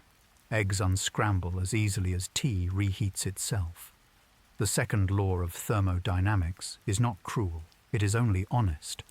It tells us that closed systems move toward equilibrium, that fury gives way to stillness, that everything, in the end, shares what it has until there is no more mine and yours, only ours. But there is profound mercy in this direction. Because the tea cools, You can finally drink it. Because the universe cools, stars can form, planets can solidify, oceans can settle enough for life to begin rehearsing its first breath. Because your fever breaks in the night, you wake up able to hold someone's hand again. Watch the surface of the tea. At first, it is a mirror too agitated to show anything but ripples. Then, as it cools, your face appears, wavering, imperfect, but there. Time's direction makes reflection possible. It makes memory possible. The price of being able to see yourself, and to be seen, is that heat must be lost along the way. And when the tea is finally cold, something else happens. It becomes something new. Cold tea is not a failure. It is a different drink entirely, with its own virtues. The future is not always warmer than the past. Sometimes it is cooler, quieter, more still. Sometimes peace looks like the last sip at the bottom of the cup, no longer burning, no longer demanding anything of you. You can throw the cold tea away, or you can add ice and lemon and begin again. The universe does both. Stars die, and their heavy remains seed new stars. Galaxies collide and settle into wider, slower dances. Nothing is wasted, only redistributed. So when your own heart feels like it is cooling, when passion fades, when grief settles into something you can carry, do not mistake it for ending. It is only becoming drinkable. One day someone will lift the cup of your life, no longer too hot to hold, and say, "This is exactly what I needed." Until then, be patient with the cooling. It is the only way anything lasts long enough to be loved. The universe is expanding, but not with the violence we imagine when we hear the word. It is not exploding, it is inhaling. Picture it, a long, slow breath that began almost 14 billion years ago and has never once paused. Every galaxy, every star, every planet with its small blue oceans and its brief, astonished creatures is being carried outward on that breath like notes in a lullaby too large to hear all at once. The sound of this expansion is below the range of any ear, yet sometimes, in the quietest places, a desert at 3 a.m., a snowfield under northern lights, the moment just after a loved one falls asleep beside you, you can almost feel it. A deep, steady hum beneath everything, the cosmic equivalent of a mother rocking a child long after the child has forgotten why they were crying. This lullaby has no words, only distance growing gently between things. The space itself stretches, carrying galaxies apart, not because they want to leave each other, but because the fabric they are woven into is still growing. And in that growing, there is room for more light, more complexity, more fragile momentary beings who will look up one night and feel, for no reason they can name, suddenly safe. We fear the expansion because we think it means everything will end cold and alone. But a lullaby does not end in abandonment. It ends in sleep, which is only another form of trust. The universe is rocking itself the way a parent rocks a cradle long after necessity, simply because motion is love made visible. Listen for it the next time you stand outside on a clear night and let your eyes adjust until the Milky Way spills across the sky like milk. Beneath the sparkle of individual stars, beneath the stories we told about hunters and bears and swan princesses, there is that deeper hum. It says, "You are being carried. You have always been carried.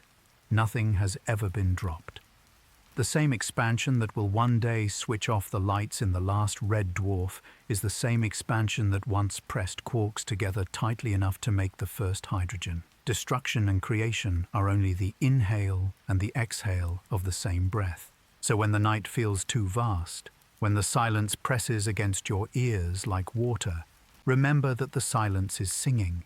It is the sound of everything moving gently apart so that everything else can have room to grow. Galaxies recede the way childhood friends move to different cities, not because the love ends, but because love needs space to become what it will become next. Close your eyes. Let the lullaby in. You are not falling. You are being rocked slowly, immensely, tenderly, on a scale that makes every hurt feel small and temporary. The universe has not forgotten you. It is still breathing you, soft as a promise, all the way to morning.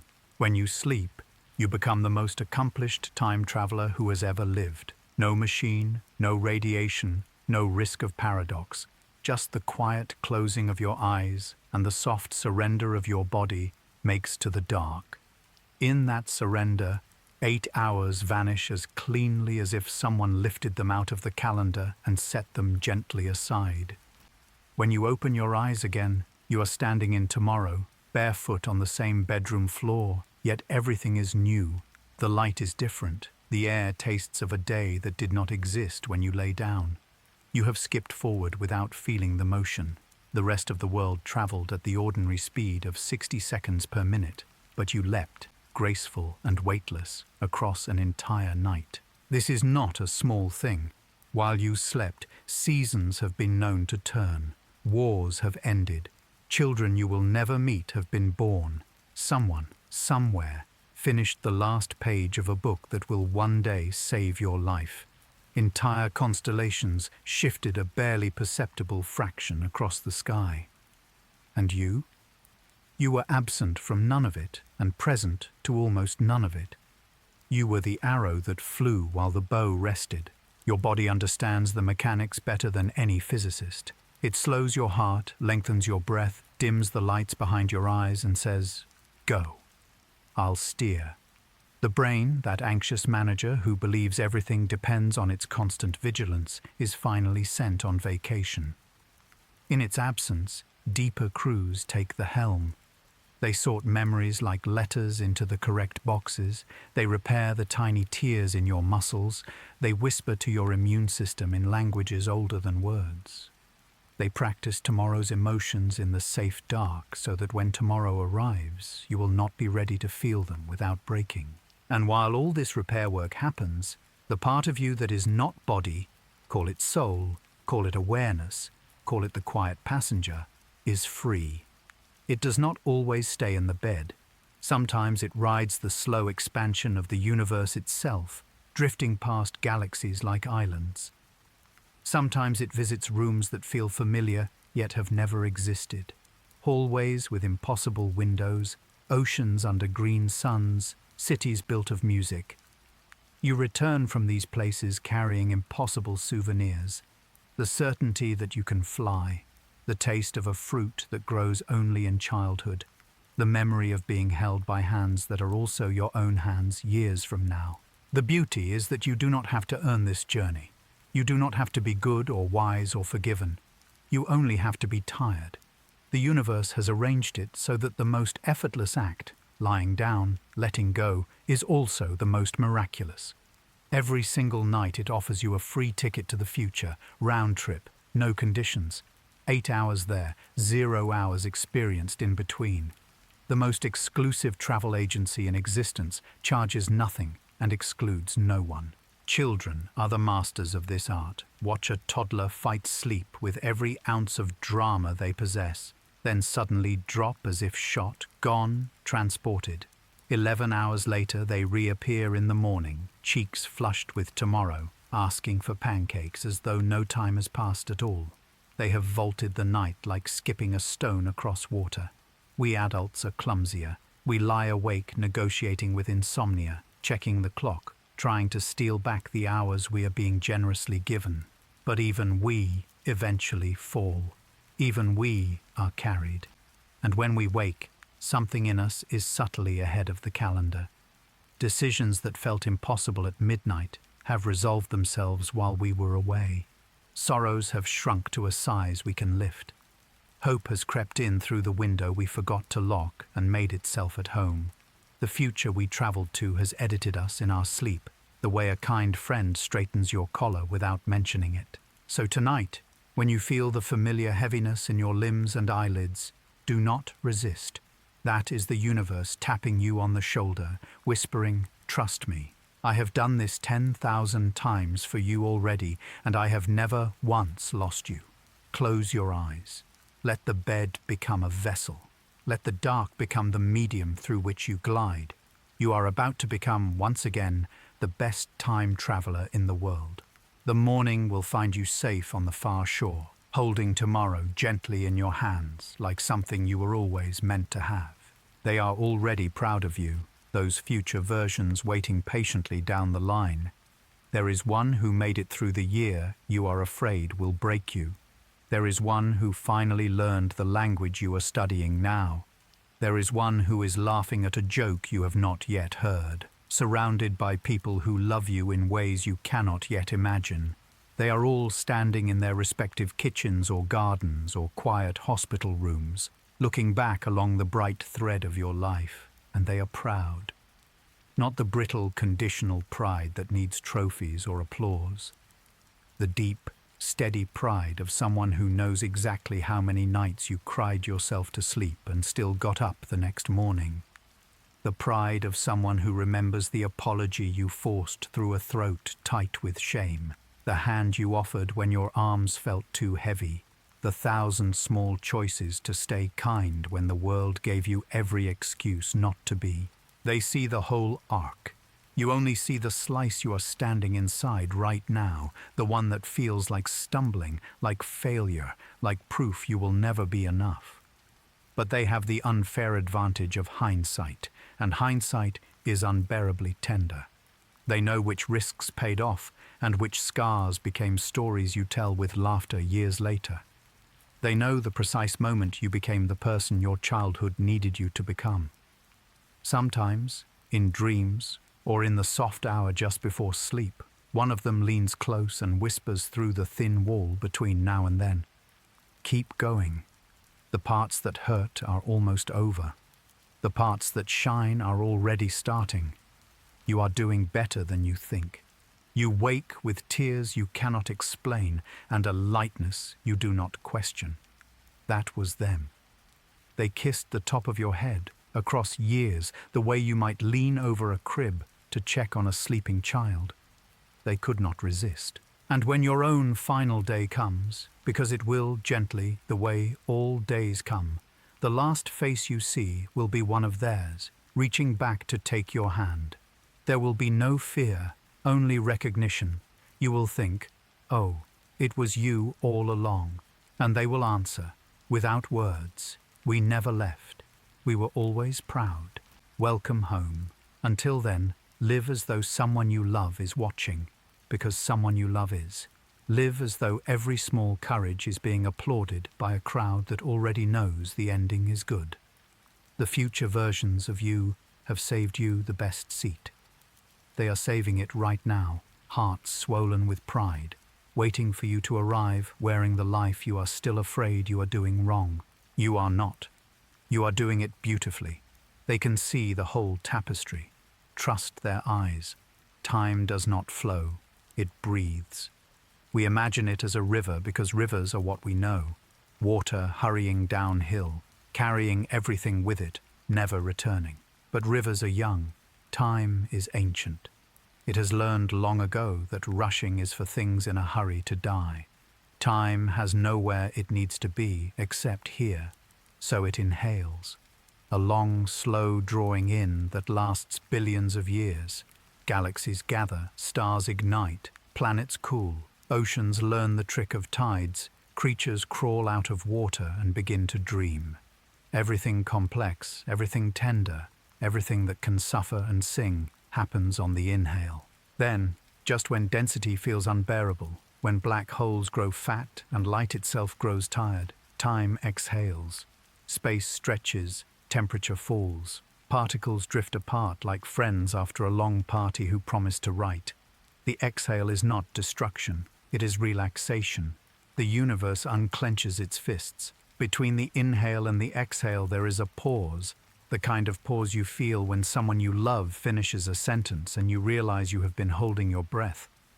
In that pause, a single human life fits perfectly. Your 80 or 90 or 100 years are the brief stillness at the top of the breath, the moment when everything is gathered and nothing yet lost. This is why some days feel like inhaling, sharp, full of beginning, lungs expanding until they ache with possibility, and some days feel like exhaling, slow, sweet, everything softening toward rest. This is why falling in love feels like the universe drawing breath and grief feels like the long release. Time is only making room, first for joy and then for peace. You can learn to breathe with it. When life contracts and the walls press in, do not fight the inhale. Let it fill you until you are luminous with pressure. When life expands and everything you love seems to be drifting away, do not cling to the exhale. Let it carry you outward into cool, quiet dark, where new stars will one day be born from your dust. The rhythm is older than sorrow, older than hope. It was already breathing when the first photon leapt from the first atom, and it will still be breathing when the last proton decays. Your heartbeat is only practicing so it can remember the tempo. Lie down tonight and feel it. The long inhale of sleep drawing the day into you, the slow exhale of dreams releasing you into tomorrow. You are not separate from the breath. You are the place where it pauses, astonished by its own beauty before it moves on. In 1971, a young physicist named Ronald Mallet sat in a darkened planetarium and watched a film about time travel. His father had died suddenly the year before, and the 11-year-old boy was desperate to find a way back to him. The film showed H.G. Wells's time machine, and at the end the narrator said something that lodged in Ronald's heart like a seed. Time itself is the vehicle. Years later, Dr. Mallet became the first scientist to publish a peer-reviewed paper showing how a circulating beam of light, a ring laser, could, in principle, twist space-time into a loop. It was not a passenger-carrying machine. It could only send a message, a single neutron perhaps, backward along the curve. But it was enough. It was proof that the universe would allow a whisper from the future to reach the past if the whisper was gentle and the geometry perfect. The experiment has not been done at scale. Ring lasers large enough would need the energy of stars, but smaller versions have already produced measurable time shifts on the order of femtoseconds. The principle works. The door has cracked open. Imagine then the day the message arrives, not with trumpets or catastrophe, but quietly. A pattern of light appears inside the detector, a sequence no one programmed. When they decode it, it is only 12 words long. You turned out okay. Your father would have been so proud. No name, no coordinates, just those words, arriving from a century or two downstream, written by someone who knows exactly which heartbreak needed healing. The scientists cry in the lab. The news spreads slowly, carefully, because the world is not ready to believe it is loved across time. But the messages keep coming, short, always kind. Someone sends sheet music that will one day comfort millions during a pandemic. Someone sends the chemical formula for a medicine that will save their own grandmother. Someone sends a child's drawing of a sunflower with the caption, "This is still my favorite." The past begins to heal in tiny, precise stitches, not rewritten, never rewritten because love does not erase, it mends, but softened. A father who died too young learns his son became a scientist trying to reach him. A girl who took her life in despair receives, years too late and exactly on time, a note that says, the pain ends, the light comes. She never sees it, but her mother does, and something in the mother's eyes changes forever. The rule seems to be gentleness.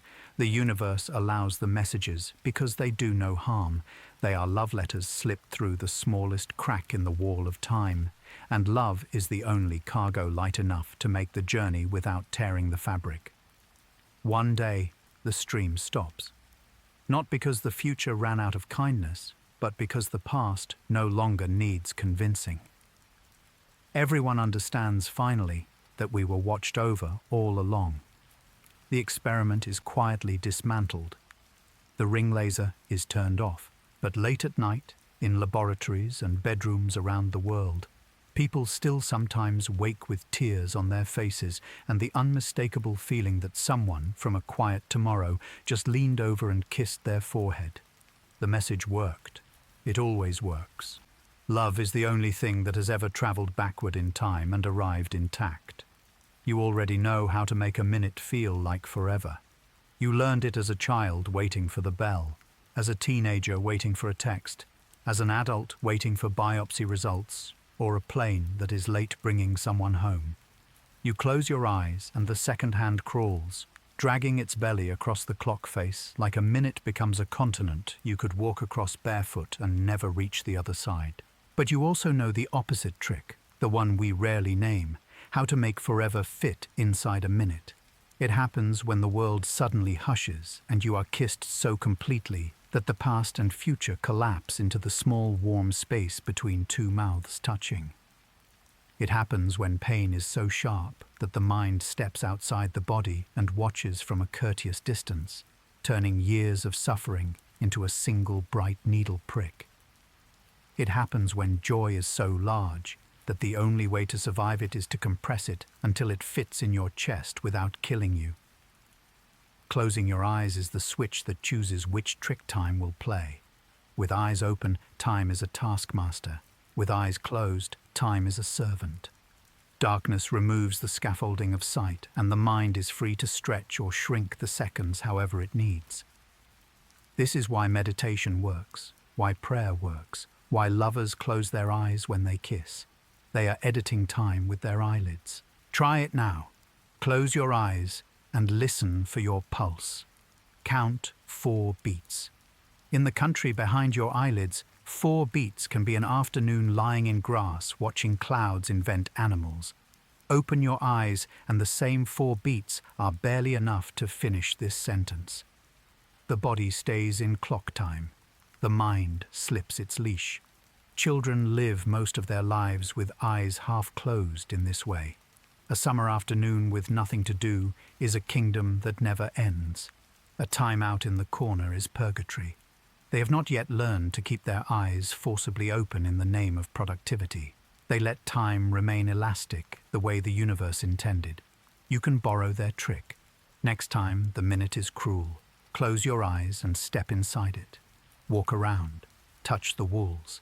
Notice how much larger it is on the inside, how full of doors that only appear in the dark. Stay until the minute softens and agrees to carry you instead of dragging you. And when the minute is merciful, when someone is singing softly to you, when the pain eases for the first time in months, when you are simply, inexplicably happy, close your eyes again and pour forever into it. Let the minute expand until it holds every good thing that will ever happen to you. Seal it with your lashes, carry it in your pocket like a smooth stone. Time was never the master. You were always the one holding the reins. You only had to close your eyes to feel them. You cannot break time. You can scream at it, ignore it, try to outrun it, or beg it to stop. But time simply folds every tantrum into its soft pockets and keeps walking. It has been insulted by supernovas, stretched by black holes, scattered across the event horizons of collapsing stars, and still it arrives gentle at your bedside every morning, smoothing the sheet where your hand rests. It is the most unbreakable thing in existence, not because it is hard, but because it is tender. People think they have wounded time when they waste a day, when they stay in a loveless marriage for 10 years, when they miss the last train and with it the last chance to say goodbye. They wake in the dark, convinced they have snapped something sacred, but time only waits. It does not scold, it does not keep score. It takes the wasted day and plants it like a seed. Years later a forest grows where you thought nothing would ever grow again. It takes the decade of quiet suffering and turns it into the exact compassion you will one day offer someone else who is drowning in the same silence. It takes the missed train and sends the words you never spoke circling back to you in a stranger's mouth at the precise moment you need to hear them. Nothing is lost. That is the relaxing fact. Not one tear, not one laugh, not one idle afternoon staring out a window. Time is not a ledger. It is a compost heap. Everything you believe you ruined becomes soil. Even death does not break it. Death is only time closing its eyes for a long blink. On the other side of that blink, the same tenderness waits, wearing whatever face you need to recognize it. The universe has never once misplaced a single second. It keeps them all, even the ugly ones, even the ones you cannot forgive yourself for, and it hums to them the way a mother hums to a colicky baby at 3 a.m. I've got you. Nothing is broken. Nothing can be broken. You are safe inside something that cannot be damaged. So when the panic rises, the fear that you have already ruined everything, that the good years are behind you, that you have taken a wrong turn from which there is no recovery, breathe out. Time is holding you the way the ocean holds a grain of sand, not tightly, not loosely, just perfectly. The grain will travel, it will be polished, it will become part of beaches and glass and someone else's castle, but it will never be dropped. You cannot break time, because time is the unbreakable part of you. It is the part that was never born and never dies. It is the part that was holding your hand before your hand existed and will still be holding it long after the hand has turned to dust and the dust has turned to stars. Rest. The most relaxing fact in all of existence is that the thing carrying you is indestructible and it loves you more than you currently know how to love yourself. Every breath you take right now has already been breathed by a dinosaur. Not metaphorically, literally. The air is old. It has circled the planet for 4.5 billion years, passed through lungs of every kind, through gills, through leaves, through the spiracles of insects the size of dogs, and now it slides into you, cool and patient, carrying faint traces of every creature that ever lived. When you inhale, a few of the nitrogen molecules that once cooled the nostrils of a brachiosaurus slip past your own. Some of the oxygen that fueled the final sprint of a dodo now fuels the thought you are thinking this instant. The carbon dioxide you exhale will be sipped by a redwood centuries from now, and the water vapor that condenses on your window tonight fell as rain on the backs of woolly mammoths. There is no new air. There is only beloved, much-traveled air. It belongs to no one and to everyone. It is the ultimate commons, the original trust fund left to every living thing. The planet recycles it with maternal efficiency, lungs to leaves to lungs again, a slow, graceful waltz older than bones. This is why crowds feel sacred even when they are rowdy. You are all breathing the same small inheritance, passing hand to hand. The stranger beside you on the subway who smells faintly of coffee and rain has just borrowed the same molecules that once lifted the wings of pterosaurs. The child laughing in the park is burning oxygen that once burned in the muscles of a saber-toothed cat chasing prey across a frozen lake. You are all time-sharing the same breath. And when you are afraid of death, of being forgotten, of being small, remember that the air does not forget. It keeps perfect accounts without judgment. Every sigh of grief, every gasp of pleasure, every quiet inhale while watching the sunset, all of it is folded back into the common pool, sweetened, purified, offered again to the next mouth, the next lung, the next fragile beating heart. You are not separate from the past. You are its continuation wearing a new face. The tyrannosaur that roared at dawn 66 million years ago is still roaring quietly inside your chest every time your heart thumps. The fern that unfurled in carboniferous sunlight is still unfurling inside the green pulse of your blood. When you breathe out tonight, send the air on its way with kindness. It has far to go. It has lovers to kiss, babies to welcome, forests to feed, oceans to cross. It will come back to you eventually, changed but recognizable, the way old friends return after decades with new stories and the same eyes. Until then, trust it. It has never lost anyone. Every breath you take touches air that dinosaurs once breathed, and every breath you release will one day touch the lungs of creatures who have not yet learned to dream. The stars you see tonight are liars in the tenderest way. They promise presents, but they are already gone. The light that reaches your eyes left their surfaces hundreds, thousands, millions, sometimes billions of years ago. You are looking at ghosts who have not yet realized they are dead. That bright pinprick you call Polaris began its journey to you when woolly mammoths still walked the earth. The Andromeda Galaxy, visible to your naked eye as a faint smudge, is showing you itself as it existed when our ancestors were learning how to knap flint into blades. Every photon landing on your retina is a refugee from a past so distant it makes human history feel like a heartbeat. Yet the lie feels like love. The stars are not cruel for being dead, they are generous for continuing to shine long after their fuel is spent. They keep their appointment with your eyes across gulfs of time that would shatter a human heart. They say, "Look, we burned for you. We are still burning for you, even though our fires went out before your species existed." Some of them exploded, supernovas of unthinkable violence, and the heavy atoms forged in their death throes drifted for eons until they gathered into a small planet where a small biped would one day look up and feel suddenly less alone. The calcium in your bones, the iron in your blood, the gold in your ring if you wear one, all of it was born in the farewell blast of a star that died so you could live. So when you stand outside tonight and the sky feels crowded with the dead, do not feel sorrow. Feel gratitude. The universe arranged a cosmic wake that lasts billions of years, and you were invited. Every dead star is a candle on a table set for you before you were born. And the ones still alive? They are younger than you in cosmic terms.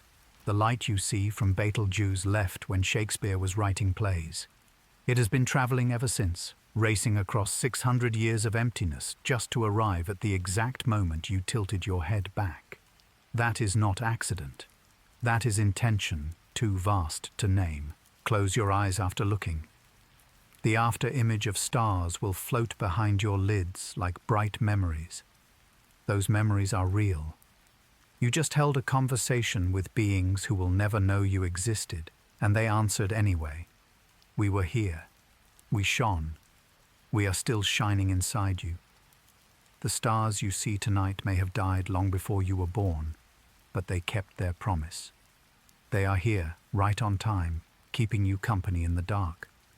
Your dreams are not escapism. They are field trips. Every night, you are issued a passport with no restrictions and allowed to wander places time has otherwise locked away. You visit cities that never were bombed into dust before your grandparents were born. You walk the cracked marble floors of libraries that burned in Alexandria. You stand on the decks of ships that sank centuries ago and watch the same moon that watched them sink. You breathe air thick with the smoke of cooking fires from villages whose names were forgotten before writing was invented. Time does not police these visits. It hands you the key and steps aside. Sometimes the places are gentle. A childhood bedroom whose wallpaper still smells of crayons and sun-warmed dust. A meadow where someone you lost waits with the patience of someone who has nowhere else to be. Sometimes they are strange, oceans of liquid diamond, forests where trees grow downward, versions of your house with extra rooms you swear were always there if you had only known where to look. None of it is random. Dreams are the universe's way of letting the past air out its linens, letting the future try on its clothes before the body is ready. Everything that has ever happened and everything that might still happen is stored in a vast, quiet archive, and sleep is the reading room. You are allowed to check out anything you want. No late fees, no judgment. The body stays in bed, but the mind walks barefoot across centuries. You return carrying souvenirs you cannot always lose by morning. The exact shade of blue your mother's eyes were before grief dulled them, the taste of a fruit that does not grow on earth, the sound of your own name spoken by a voice you have not yet earned. This is why waking can feel like exile. You have been somewhere real, more real sometimes than the daylight world with its taxis and traffic, and now you are back in the narrow bandwidth of waking consciousness. But the places do not mind. They know you will return tonight, tomorrow night, every night until your last. They keep the lights on for you. And when you die, the archive does not close. It simply removes the last restriction. You no longer have to return to the body by morning. The places time forgot open their doors wide, and you walk through carrying every dream you ever borrowed, finally ready to stay. Until then, sleep deeply. The universe has prepared a private exhibition just for you, curated from everything that ever mattered. Your dreams are quiet visits to places time forgot, and they have been waiting centuries for your footsteps. The universe keeps every second safe, the way certain beaches keep every shell that ever washed ashore. Nothing is discarded. Nothing is judged ugly or useless. The broken ones, the plain ones, the ones that cut your feet when you were 6, all of them are gathered, turned over in the waves of dark matter and dark energy until their edges soften, then laid in perfect rows where the tide can admire them. Your first word, the lie you told in 7th grade, the joke that made everyone laugh until they cried, the minute you stood in the rain refusing to go inside because you wanted to feel something, all of them are there, luminous, imperishable. Time does not curate. It simply saves. Some seconds are perfect from the beginning. The moment you realized you were loved, the birth of your child, the first night you slept without fear. Those are displayed in the open, where the starlight can reach them easily. Others are rough, sharp, seemingly worthless. The years of addiction, the betrayal, the long afternoons of depression when even breathing felt borrowed. Those are carried deeper, into quieter coves, where the universe works on them longer, tumbling them with patience until they glow from within. You will not see the full collection until the end, but sometimes, in dreams or in sudden rushes of unearned joy, you stumble across one that has been returned to you early. A memory you thought was lost forever suddenly vivid again. A forgiveness you never asked for arriving exactly when you needed it. A stranger's smile that feels like recognition. That is the universe sliding a polished shell into your hand and saying, "This one is ready. Carry it for a while." When your own tide finally goes out, the seconds you lived will be gathered too. The universe will walk the shoreline of your life with the same reverence it brings to every other, turning over each moment, admiring its colors, placing it carefully beside the moments of everyone who ever lived. There will be no hierarchy. The ordinary Tuesday you spent eating cereal in silence will lie beside the day a war ended. Both will shine. And beings who come long after us, if any do, will walk that beach and pick up your seconds the way we pick up shells today, holding them to whatever they use for ears, marveling at how beautiful pain can become when it is finally finished with you. Until then, live carelessly in the knowledge that nothing you do can be wasted. Every second is a shell the universe will keep safe, turning it over and over in its vast, gentle hands until it is ready to be beautiful. You are safe. You have always been safe. The tide is kind, and the beach is infinite. Tomorrow morning is already waiting for you, and it is gentle. It has been awake for hours, rehearsing its kindness. The sun has already climbed the far side of the planet, testing its light on leaves and rooftops until it found exactly the shade that will feel like forgiveness on your skin. The birds have practiced their opening notes, discarding the ones that sounded too sharp, keeping only the ones that feel like someone saying your name after a long absence. Even the coffee beans have been turning slowly in their dark sacks, dreaming of the moment they will release their warmth into water and then into you. Somewhere a baker slid trays into an oven at 4 a.m. because they knew, without knowing they knew, that you would need the smell of bread to remind you the world still believes in beginnings. Somewhere a florist cut stems underwater so the roses would drink quietly and open at the precise second your eyes first noticed them on the corner. Somewhere a complete stranger chose the blue shirt instead of the grey one because tomorrow wants to meet you in colour. The morning has laid out clothes for itself the way a thoughtful lover does. Soft light, mild air instead of wind, a sky the colour of the inside of a shell, a breeze that smells like childhood, without asking you to explain why you are crying. It has hidden small gifts along your usual paths, a feather, a coin, a dog that will wag its whole body when it sees you, a barista who will spell your name right for the first time in months. It is not asking you to be grateful. It is not asking you to be anything. It only wants to hold you for a little while before the day remembers it has obligations. It wants to let you stand in its sunlight with bare feet and unbrushed hair and feel, for one unguarded minute, that you are the first person ever to be loved this specifically. You do not have to earn this. The morning rehearsed while you were asleep, moving planets a fraction of a degree just to get the angle right. It practiced on the other side of the world. First light that will touch your window pane is the same light that touched the pyramids when they were new, the same light that will still be traveling long after the pyramids are sand again. It has come all this way for you. When you open your eyes tomorrow, it will not rush you. It will wait in the quiet the way good news waits. It will let you lie still for as long as you need, feeling the sheet cool where your shoulder was, listening to the small, ordinary sounds of the world, remembering how to be kind. Only when you are ready will it offer its hand, in the form of birdsong, in the form of your favorite song coming on the radio exactly when you turn the key, in the form of the particular shade of gold that only exists for 3 minutes after sunrise in the month you were born. And if tomorrow you wake heavy with the weight of everything still unresolved, the morning will not be disappointed.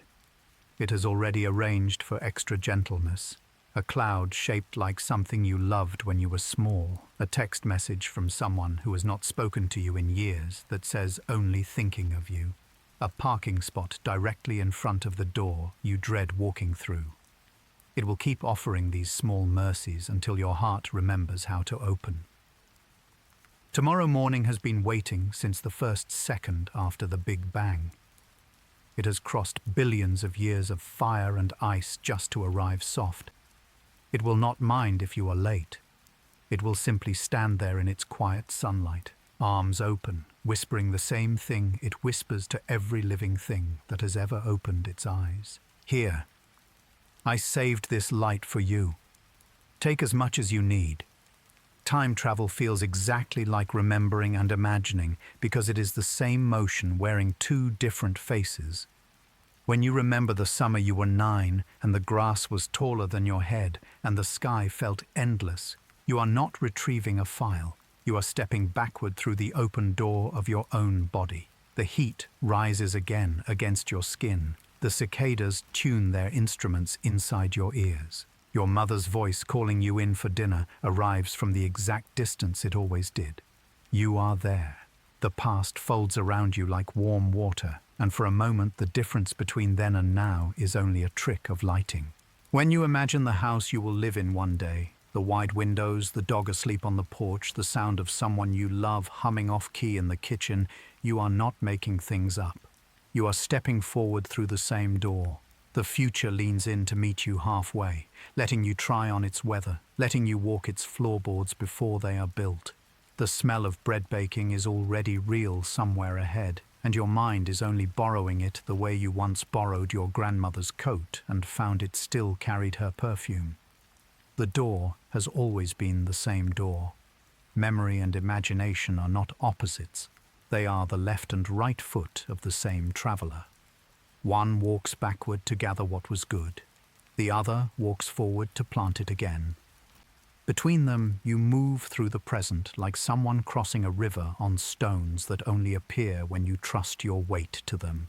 This is why déjà vu feels like recognition instead of surprise. You have been here before, not in this exact kitchen with this exact cracked mug, but in this feeling, the hush before everything changes. The sense that love is about to arrive wearing an ordinary face. Your future self left the feeling here like a breadcrumb, so you would not be afraid when the moment finally came in waking life. This is why some memories hurt more as time passes, instead of less. You are not remembering pain.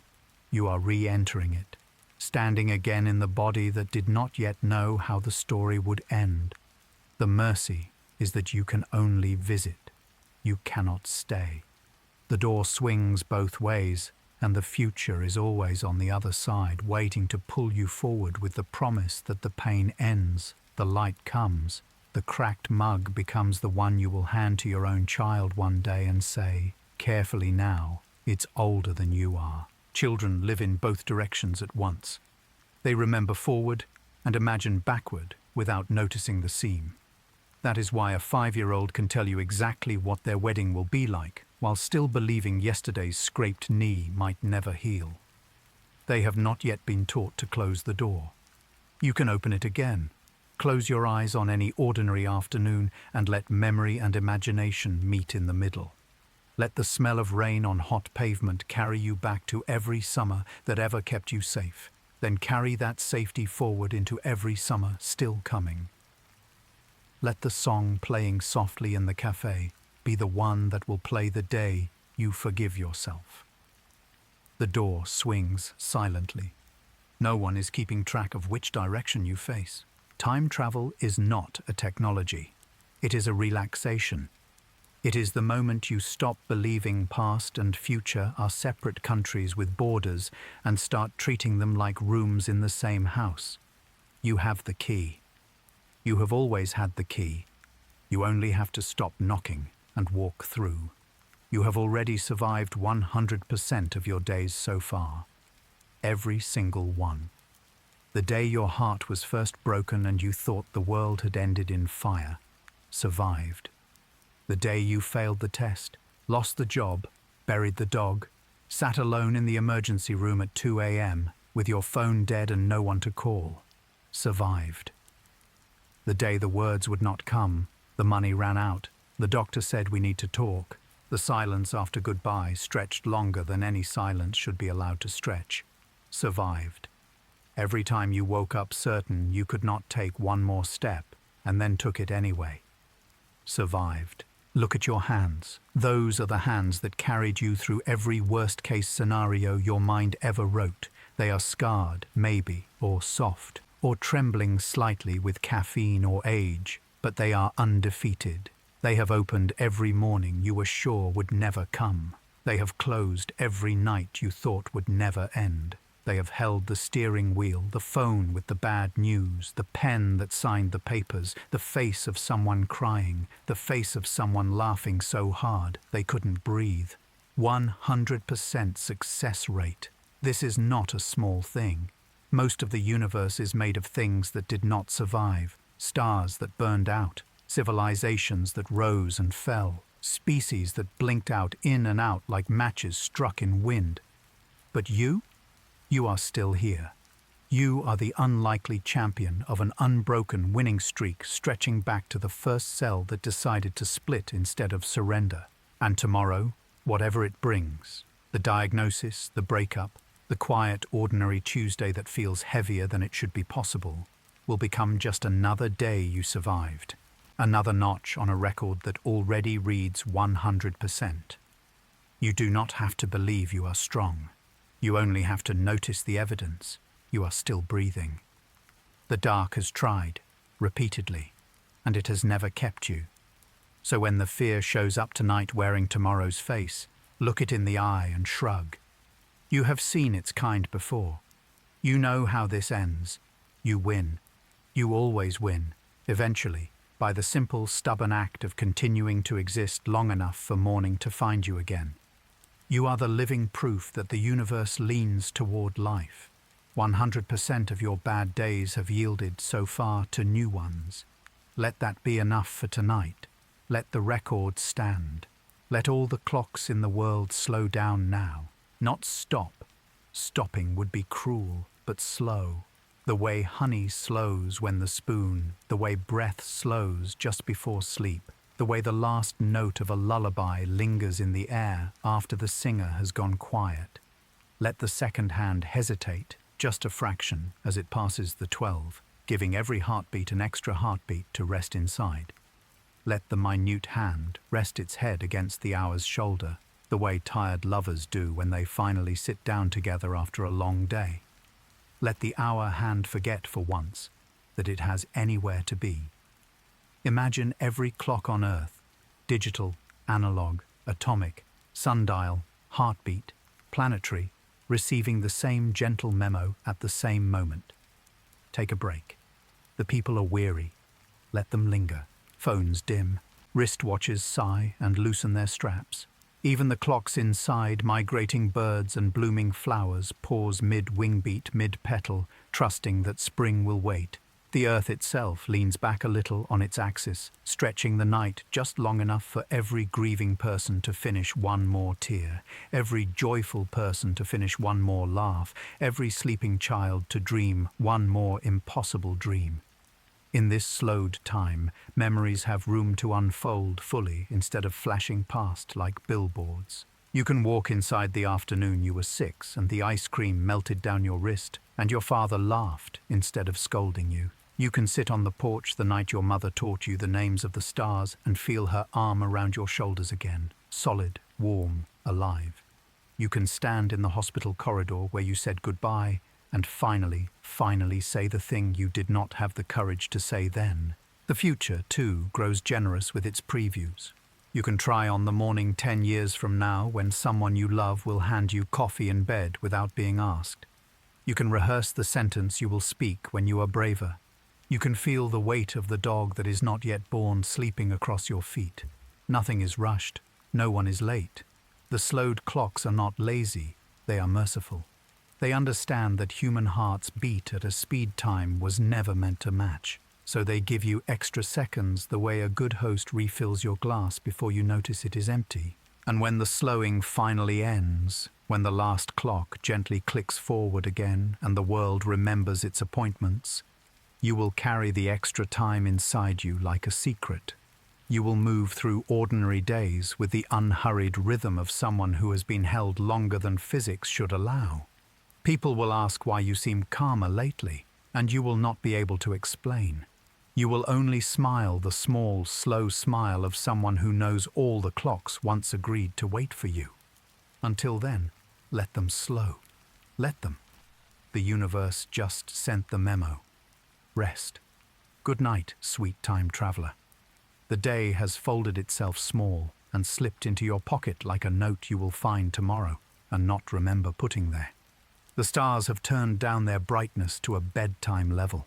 Even the traffic outside has learned to hush, as if the whole world signed a pact to let you land softly. You have traveled far today, backward into every memory that hurt, forward into every worry that has not happened yet, sideways into daydreams and almosts and what-ifs. Your body is tired of carrying centuries in its bones. Let it rest now. The universe has the watch. It will keep every second safe while you are gone. It will rock the planets in their cradles, keep the oceans from forgetting their tides, keep the air moving gently through the lungs of sleeping strangers who are also, in this moment, being told good night in languages they do not know they share with you. Nothing will be dropped. Nothing will be lost. Your dreams are already waiting at the door, wearing soft shoes so they do not wake you too soon. They have prepared the places you need most, the kitchen where your grandmother is still alive and humming, the beach where the waves speak only in forgiveness, the version of tomorrow where everything worked out and no one is disappointed in you. You may visit all of them, or none. The only rule is gentleness. If you wake at 3 a.m., with your heart racing, remember that is only time checking on you, the way a parent checks on a sleeping child. It will not mind if you reach out in the dark. It will only settle the blanket higher around your shoulders and whisper, still here, still carrying you. The same hands that caught the first light of the first morning are catching you now. They have never fumbled once in 14 billion years. They will not start tonight. So close your eyes. Let the bed be the small, brave vessel that has carried every human who ever lived across the brief dark between one day and the next. You are in good company. The sheets are warm from your own leaving and returning. The dark is only the universe's way of saying, shh. Good night, sweet time traveler. The universe will keep you safe tonight, the way it has kept you safe every night so far, the way it will keep you safe every night still coming. Nothing is required of you now except the small courage of closing your eyes. Sleep. Tomorrow is already gentle, and it can wait. The stars are only nightlights left on for you. The whole cosmos is singing the same lullaby, in a billion voices too soft to hear unless you are very, very quiet. You made it through another day. You are still here. You are still loved. Good night. Good night. Good night.